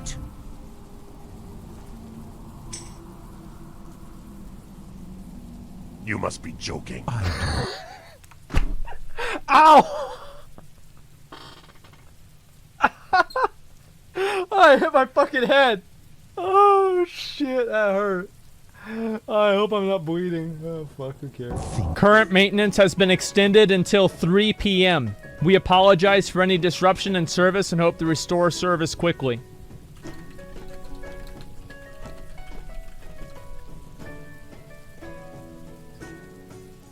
There it is. I mean, there it is. So they canceled, Blizzard canceled TBC. That's what this means. So this is the character's armor. That is the actual in-game armor, okay? So it's like these shoulders right there. And then a pair of leggings. Okay, so that's the in-game armor. Okay, here's the fucking store armor. You've got a fucking, it's a dragon's face. Because you're wearing, it's like a giant fucking, it's a dragon's face. And you have like teeth coming out of it. And on top of that, it's got like a fucking mouth as well. And it's got like teeth in the mouth as well. And then your feet are literal bombs. Because you're the bomb. Why are you the bomb? Because you blew up $20. And then your hands, guess what your hands are? That's right, chainsaws! Wait, what? Chainsaw hands? That's right! What's up, San Diego? $35 and you can get yourself your own pair of chainsaw hands! Oh my god! Wow! And you know how much all this costs? It's $120. That's right. And then New World actually responded to this. Shout out to New World for doing that. I don't know any other company that would really do this. It isn't about rushing people to endgame. It's about supporting people who don't have as much time to play and helping them reach the endgame with the time available to them. You know what I really hate about this? You know what I really hate about this? Is the idea and the narrative that they're using here, that they're sticking up for the little guy. They're sticking up for, you know, Bill, the 31-year-old dad that's, you know, he's got, his wife is giving him trouble and he's got to work at the coal mine and he's only got 2 hours a week to play the game. They don't give a fuck about Bill. They just want his fucking money. And if you want to use these people as like some sort of a distraction or some sort of a shield from criticism for this bullshit, I don't want to hear about it. More people hit max level in Shadowlands or in BFA, and they have a less fulfilling experience than the people who did not reach max level in Classic WoW and just leveled the whole time. I hate farming this mount. Just give it to me.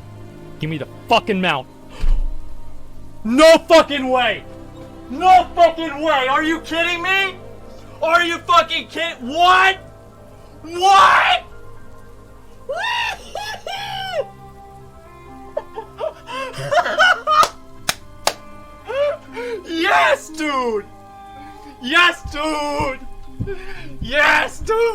Yo. What? Congrats. Thank you. Thank you. Peace. See ya. Like, if I do 2 mounts in one day, that would be unreal, man. No! Boys! I told you guys! I knew! I do! Today's the day. Today's the day. Today's the day. Today's, dude, I know it. Dude, today is the fucking day. Now, I put out a video yesterday about Final Fantasy. That video got a mixed reception. Let's just say that. Like this one right here. This part's fucking badass. Like this is the kind of shit that would make me want to play the game. Like I see this, alright, fucking this guy, he's literally on the moon after fighting a dragon, and he looks like Marth at the end of the match. It's, you know, it's fucking cool, right? But, bro, this... What is this?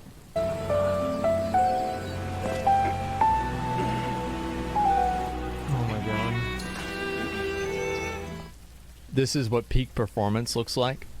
Listen, I understand there's a lot of guys that you know, they want to be a cute little cat boy, right? I want to play as a big dick barbarian that's fucking hasn't showered for 2 weeks, that still has dried blood on him from the last fucking like bear that he had to fight 1v1. And this dude is like just sitting there like grilling up the ribs from that bear, eating them, and going on adventures, man. Like that, dude. That's what it's about, man. Got a mixed reception, and by a mixed reception, what I mean by that is that there were more downvote. There was a higher downvote percentage on that video than there was on my comments about the George Floyd trial. People are not happy about the way I looked at the game. Let's just say that. So there was like a girl, and this is in like high school, and she was a year younger than me, and every single time, like, so basically I thought this girl was so hot. Like she was so hot, and I talked to her for like fucking a long time, and I would flirt with her every single day in class, and I would sit next to her. But the thing is I had a friend, his name was Bobby.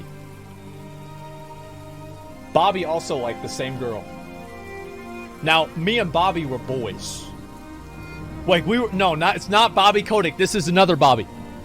And so, like, we were boys. We were real good friends. And so we agreed that I would usually sit next to her, but sometimes Bobby would be like, "Man, dude, please let me sit next to her, man. Can I please sit down? I never get to see you. Always get here earlier than me. You always sit next to her, dude. I want to be able to flirt with her today, man. Come on, dude. Come on, man." I'm like, "All right, fine, Bobby. I'll share." And and we would take turns fucking simping for this girl and flirting with this girl. And this went on for like 2 years. You know, my mom told me one time that I was going bald at 16 months old. Whenever I talked to her about it. Can you fucking believe that? Can you fucking believe that she said that to me, man? 16 months. My mom was the first person who pointed out that I was losing my hair. Can you say really loud that I never throw away shirts and I have a bunch of shirts? You did what? Archived them. You archived all my shirts? Yeah.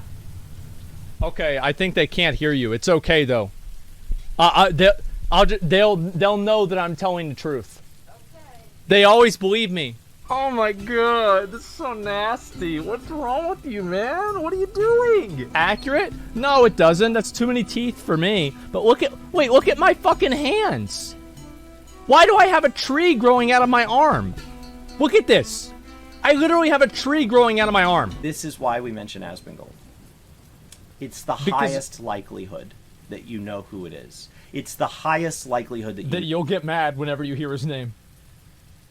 Like, there was literally somebody who was they tweeted at me and they said that watching my stream increased their blood pressure because they were so angry at the words that I was doing. They were so mad the fact that I said that word in that way, and then the word after that, it just drove them crazy. I don't remember where the shirt came from. I don't remember where I got it. But I have worn this shirt for probably over 20 years. I still have it. I still wear it. And many people might not know this, but I actually have 2 of them. Listen, I'm not about the... Like, we already have... Look at this. Look at this. Look at his name! You know what I really hope they do in Shadowlands? I hope they bring Garrosh back. In 9.1, we save Garrosh, we bring him back. And we're like, we apologize, we have a formal apology to Garrosh, and we say, listen, man, you were just misunderstood. We know that you now are the greatest war chief, and we're going to put you in charge of the Horde. And on day one of Garrosh being war chief of the Horde, he removes Volpira from the Horde. On day 1, he takes him and he gets rid of him. And it would be so good, man. There'd be a bunch of, like, you know, neckbeards, like, celebrating, like, yeah, yeah, yeah. And then I'd probably re-roll the Horde. It would be great, man. Jaina OST. Look, Jaina's a thought, and everybody knows it. No, she's a thought. I mean, yeah, really. I mean, like, almost every like story arc in the game, Jaina was involved as either a romantic interest or an assumed romantic interest. Okay, like, think about that, guys. Yeah, she's hot though. Yeah, of course. Why do you think they're all trying to talk to her? No shit. Duh. Jaina and the hot tub next expansion. Yeah, there you go, dude. Yeah, maybe that's something that you would actually pre-order for. Exactly. Thoughts on New World. Twitch suspending advertising on Amareth's channel. Yesterday, I was informed that Twitch has indefinitely suspended advertising on my channel. Twitch didn't reach out in any way whatsoever. I had to initiate the conversation after noticing. Without any prior warning, all the ad revenue is not getting paid! Yeah, and I was gonna rename the character to Buck Fizzard, right? For Blizzard, for new character. Good. As I said, I used to always have a game that I would play with Blizzard, and it was the old Cock and Balls game. And the way the game would work is every new character I would name all Cock and Balls. And the game would be, what level can I get the character to before Blizzard forces me to change the name? And I think my record was like 54 or something like that. Yeah, and I was gonna rename the character to Buck Fizzard, right? You know, fuck Blizzard backwards. But it was really funny. I thought that one up. So yeah, anyway, this is what I thought of as a good one. I know. Yeah, I know. LMAO, yeah. That's a LMAO, isn't it? I went with Malefic for a while, and then I renamed him again to Free Hong Kong. Like, this warlock has had like 5 different names. Right now he's Wild Animal, which is like the closest thing that I could do to Crack Monkey without it sounding like it's a drug reference. Last night I did the Ember Core, and I got myself a new mount. Gentlemen,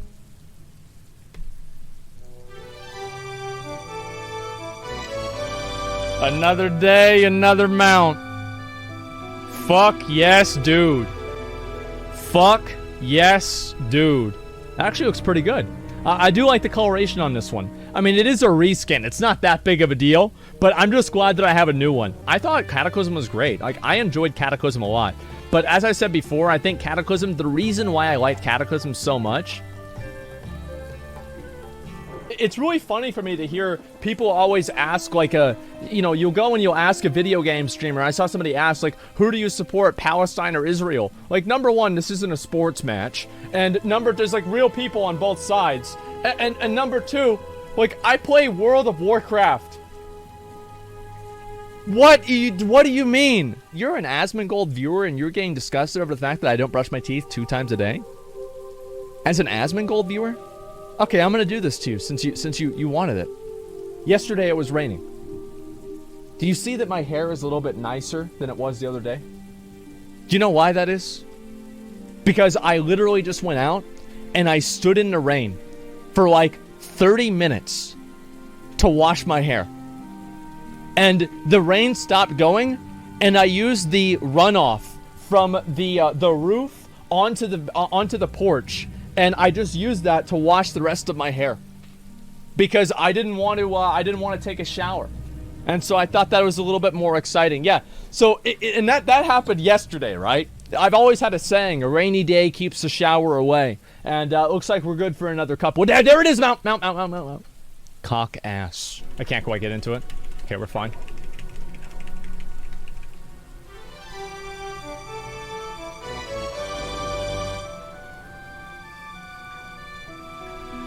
I feel bad the last one that we did, I played like shit.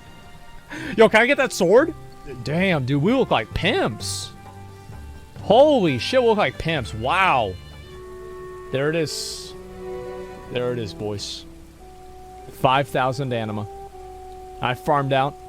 Ready and prepared for this.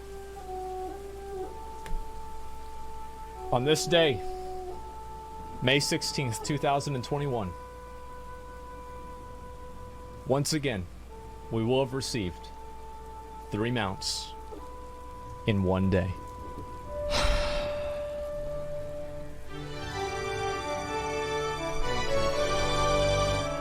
There it is, boys.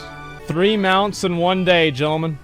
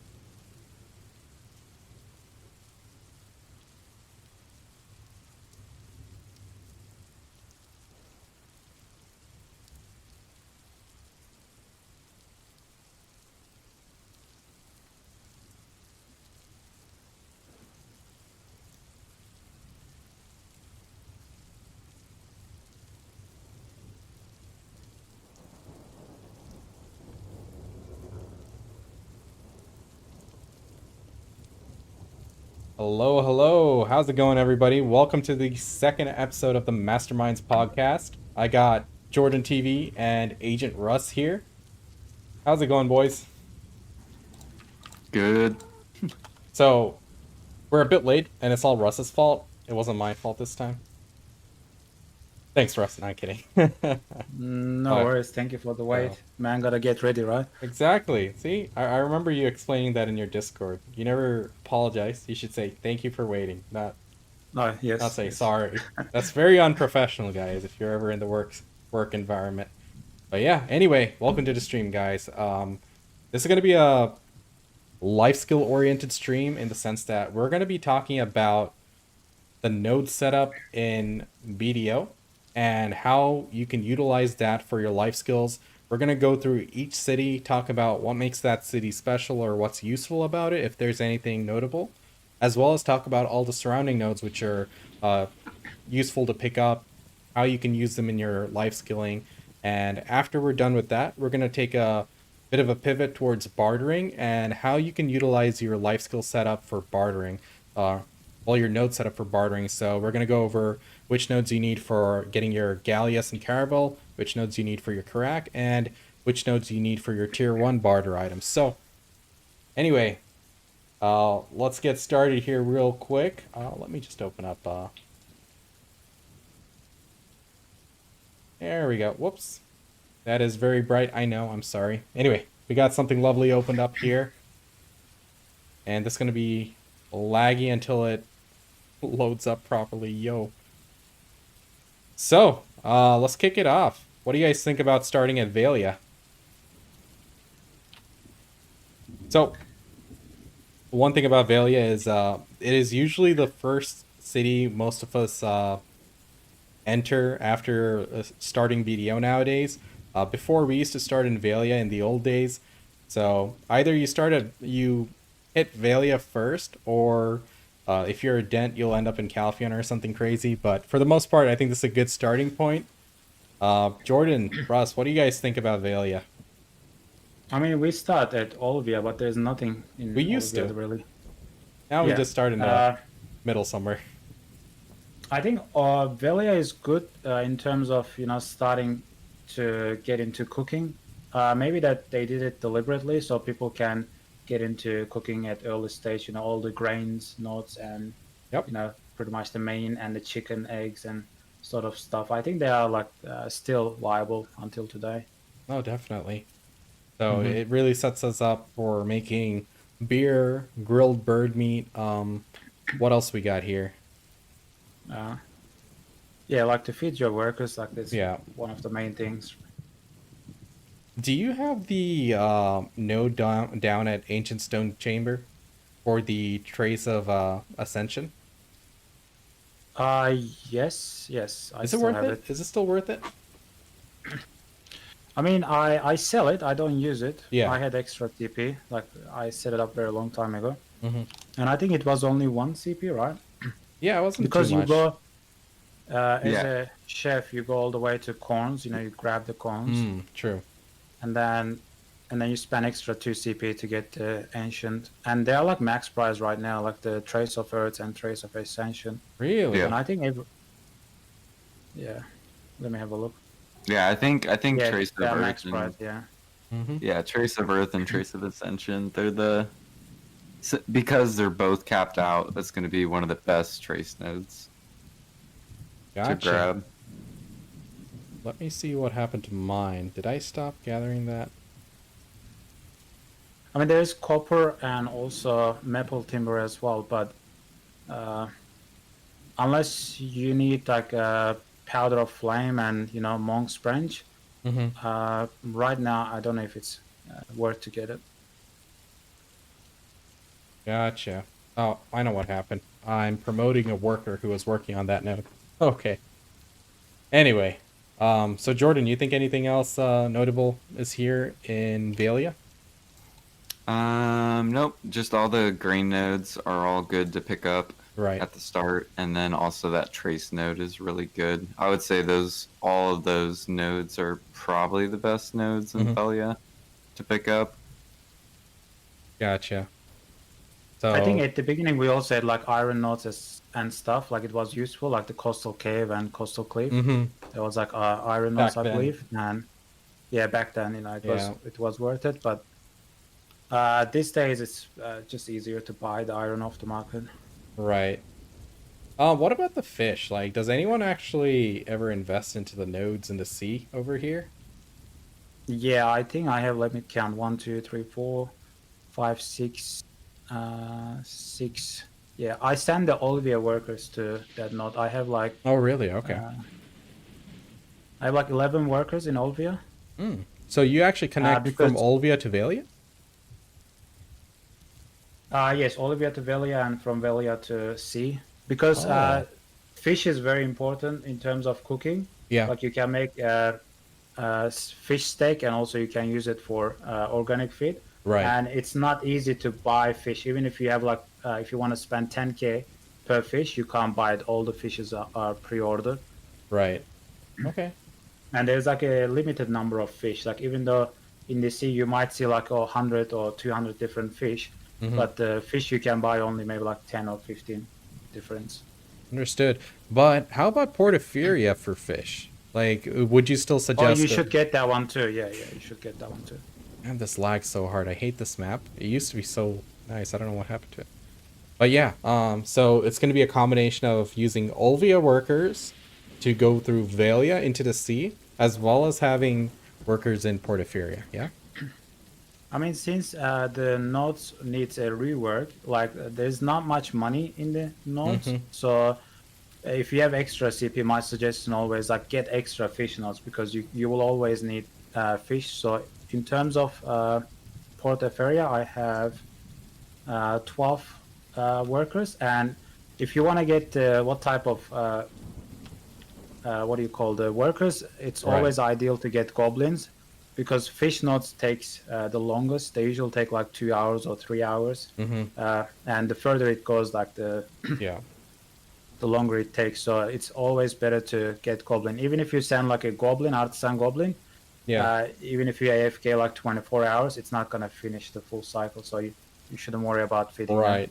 What about a node which is very close to your town? In that case, would a human worker ever overtake a guardian or a goblin in efficiency? Because I always thought that goblin comes out ahead regardless because of the speed. They say like all times they used to say like human has luck and Yeah. it brings more special resources. But then human on the other hand it's slow, like he's slow.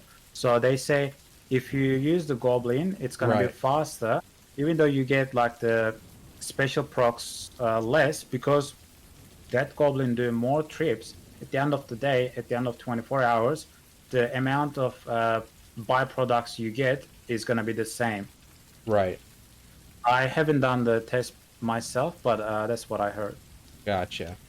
And on top of that, you will get the base materials extra as well with Goblin.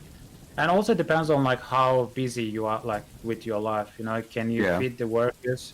Most of the nodes takes about half an hour to an hour. Some Right. nodes, takes 20 minutes.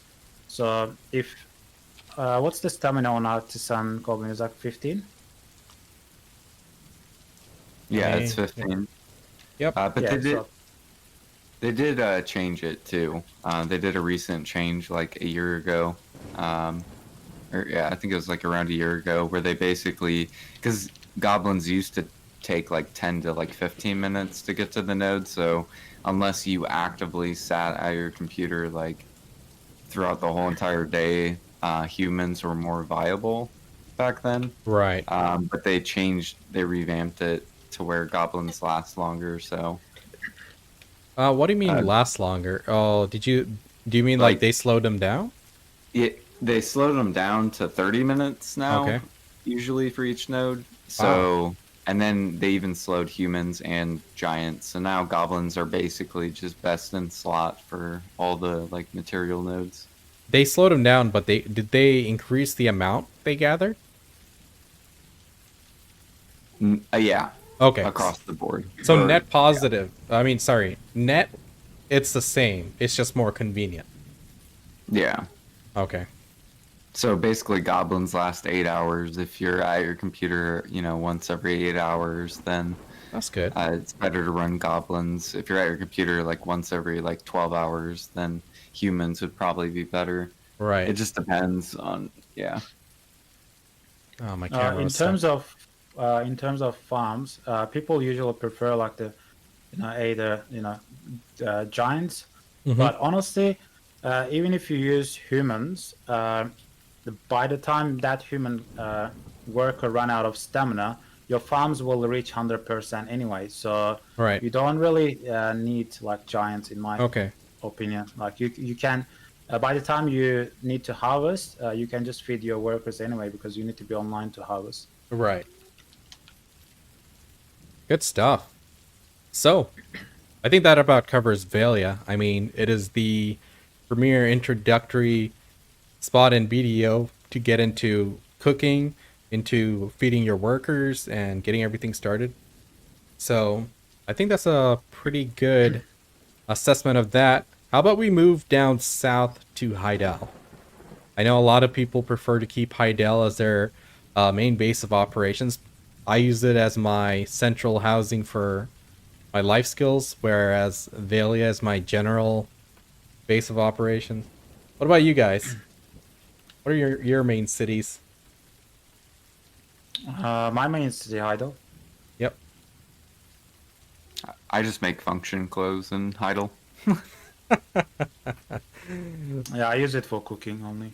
Right. Because if you choose a city for cooking, whether it's Heidel or Altenova or Kalfion, you just need it for this for cooking because you're not gonna have enough room. I hope in the future they increase the storage capacity from 192 to maybe like 500 or something.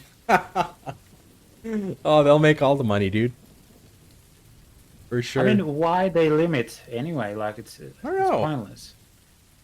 It's like it's too much power. They'll have too much junk. You must save them from their fate.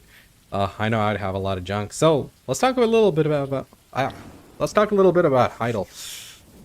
Sorry, I'm just trying to focus on this here. This is so laggy right now. I Something mean, there lovely are is some like cooking nodes. Yeah, like honey is the main one. Alejandro Farm. Yeah. Pumpkin, that's optional. If you have like very extra workers, in my opinion, you can get pumpkin. There are like wheat. Yep. That's Costa Farm, Moretti Plantation. Flax as well. Flax is good for leveling processing. Other than that, I think it's for ship material, but very limited ship material. Yeah, very so little. The whole purpose of flax is just leveling processing. Right. And also leech ranch is like a wool.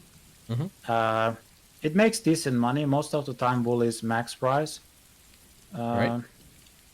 There's like silver azella, probably not needed. And also, actually, there's a trace of savagery and trace of hunting. Hunting is not really worth it, but savagery depends on your server. In my server, it's 80k, and it's on the way to to get the wool. Right. So if you have like extra 1 CP, you can probably get it as well. But gotcha.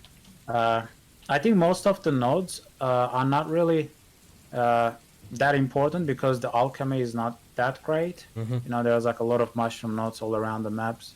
And you can literally buy those mushrooms off the market. You don't really need to spend time on your workers.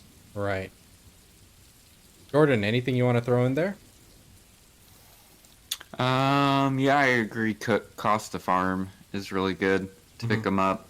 What I've been noticing with the market is at least on NA, our cotton is starting to go like way up. So it looks like there's starting to become higher demand in all the fabrics. I know that the wool or the fleece and knitting yarn one, that one's used in bartering. And then also flax is also used in bartering. Yep. So there will probably be higher demand on those materials. And then, yeah, the honey note's good. Trace of savagery's okay. Just because it's the only one in the game. As far as silver goes, it doesn't generate that much, but it's okay. Yeah. I still think all the timber/ore nodes are still pretty bad, so I wouldn't grab those. Right. But yeah, all the cooking ones are basically really good currently in the game. Gotcha. I mean, unless you want to take a high risk and make an assumption that, one day in the future they are going to make the, timber great again, and then you can have stockpile, but that's like, I don't know how many years later. I don't know. Yeah. There's been rumors about like a trading rework coming along. We don't know when that's going to happen. It's going to be bartering on land. Yeah, that's how it should have been. But what do you guys use for workshops in Heidel? Anything special there? Let me have a look. Because I'm limited in terms of space, so I don't really have much. Let me see my purchase list. Yeah, I only left the lodgings. I removed all the other stuff. I used to have like tool workshops and stuff, but I ran out of space. Okay. And in terms of tool workshops, I have like 16 tool workshops, but they are not functioning at the moment. It was functioning on my first 6 months. I, pretty much lived in Pilgrim Heaven, and I was producing like 800 cooking utensils every day. So 800 cooking utensils every day. So you're making like over 700 something, 770 something mil or something. 800 something after tax and stuff. Insanity. How many hours did you have to gather in order to sustain something like that? Oh yeah, 700 or 600, 700 something. Yeah. So I calculated at that time, even if I bought all the materials off the market, it was gonna give me 325 million, AFK profit overnight, just producing the utensil all the time. And in terms of not selling the materials off the market, so you don't get double tax. So that's another extra like 100 million on top of that. So average like 400 million I was making extra, turning them into cooking utensil rather than selling the the rough stones. Or I didn't look much into metal solvent because there wasn't much demand for metal solvent or any pure ores. Right. So yeah, the cooking utensil was good. And the reason I choose Pilgrim Heaven because everything was maxed out at the time of I was grinding. So like the house and shops, like house was like 1.5 1.6 million, and the shops was like 3 million, over 3 million, and the magic concentrated were 10 million pre-order. So as soon as I turn them into magic concentrated, I can just just throw it to the market and get the cash money right away. And the capras wasn't too bad as well. So yeah, I was making like, even if I was like 1700 or 1800 mastery, I was making like 400 million per hour roughly, because everything was maxed out there. Oh my god, that's insanity. Oh, good to know. Yeah, So it was really good back then. Jordan, you said you had like silver clothes being produced in Heidel, right?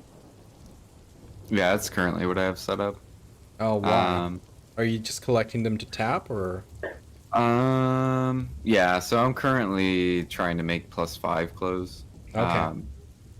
But even if I wasn't going for +5, like I would be selling these basically. Right. So I like pay to win a bunch of storage. Yeah. And this is just one city that I can do clothes in basically. If Gotcha. the clothes market is really, really good. How much are they each in NA?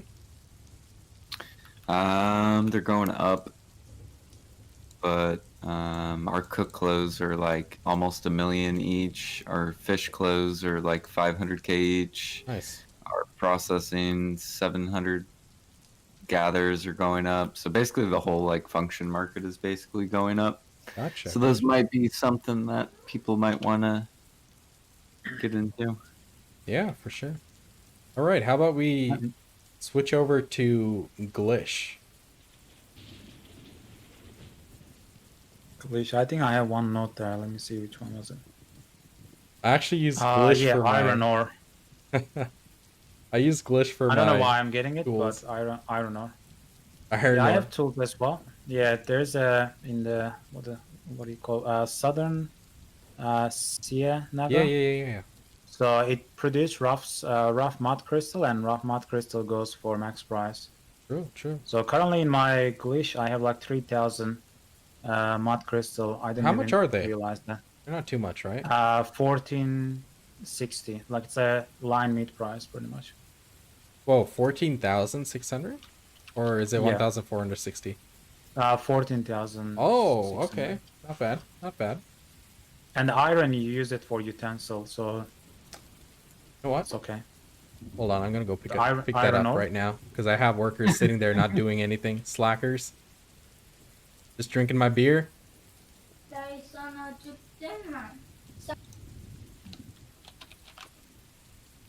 Alrighty, who's gonna go over there? Glish, we got a goblin here. Let's do this. Sweet. Okay, let's get back to it. So Jordan, Wow, you want to he's add not- anything here? He's not even artisan? Oh my god. Dude, I have like very few artisans. What are you talking about? I just started rolling for artisans again. I have like. Go ahead. I was gonna say on NA, rough mud crystals kind of crashed a little bit. It was going way up, so it's kind of like an okay node on NA. But the arrow does show that it is kind of pushing upwards, so it might be nice to pick up. Right. I remember old Glish. What was it? Glish Ruins. That one wasn't a straightforward node, right? You had to, in order to discover it, you had to like run in there and do something different to discover that node. I forgot. No, maybe I'm thinking of something else. Anyway, what about that one with the trace of origin, trace of hunting? Are those any useful? Any use? I think hunting is not worth it. No? I Okay. think it's like 6K, right? I don't know. I remember like in the early days, like when BDO first came out, like 2016, it was actually a node that people picked up. There was a Powder of Time with Elite Ore, but is it? I don't think Powder of Time is much money either. Okay. So, yeah, Trace of Origin right now is kind of meh. But it's basically tied to Grim Elixir, which is basically Beast Draft. Right. Or if people party grind, then they would want to buy that. So if for some reason in the future they come out with party like a bunch of grind content that involves party grinding with party elixirs, then that node might get better. What do you need for party elixirs in total? Like, well, sorry, Yeah, which elixir? Oh, it's for Grim elixir. Grim, okay. Gotcha. Good to know. All right, shall we head over east to Tariff? Y'all use this for anything? Currently, no. But our cotton is starting to go way up, so I might pick it up. Yep, that is at Yeah, Auto Farm. in order to get most of the workshops, I had to remove any nodes that's not related to cooking. So I don't really have any nodes. Understood. That's not related to cooking. But also, that's a reason, like, that's a proof that nodes need rework. Like, I have 111 workers, and most of them, like 90% of them, is artisan, and they are just sitting there doing nothing. Yeah, the nodes here are relevant for the time when video came out, like in the early days. Now inflation has gotten to a point where they're not that relevant, you know? I think they really just need to buff the amount of items we get from them, you think? I don't know about changing, like making them more valuable items. That's just going to crash the markets, but I think doing that would be nice. But at the same time, if you notice like some of the nodes, like for example, for bartering, we need the 3 saps, right? We need white cedar sap, elder tree sap, and acacia sap. 2 of those saps have hundreds of thousands of pre-orders because there's very few nodes for them. There's only 1 each, I think. And elder tree sap must have like 3 nodes, I think. We'll see that later, but anyway, just that difference in the number of nodes available is enough to change that entire market in the amount of huge pre-orders we got there. So, I mean, alternatively, they can rework the workshops and make the materials we get from nodes more useful and increase the max price on them. Like, for example, the traces can go like up to 1 million or something if there's a demand. Yeah. And also, with the inflation, that the amount of money we get from like grinding or other life skills, like selling a trace for 90k is just like worthless. It should be like 1 million or something. If there's a demand, if someone wants to buy it, we should be able to sell it. And also the utensils and all the other workshops or tools, they need to increase the max price. Just put like instead of 1 million max price for utensil, put like 5 million. Like, who cares? If there's demand, people will produce it. Yeah, I agree. I think they should definitely do a rework on the workshops. I think that would be the best way to go about it. I'm not a huge fan of them just tweaking the amount of drop.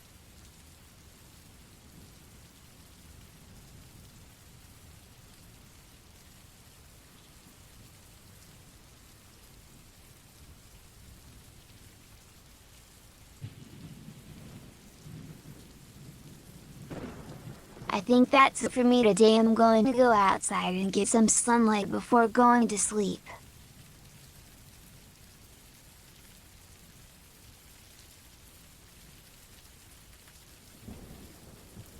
It's 1 past noon here.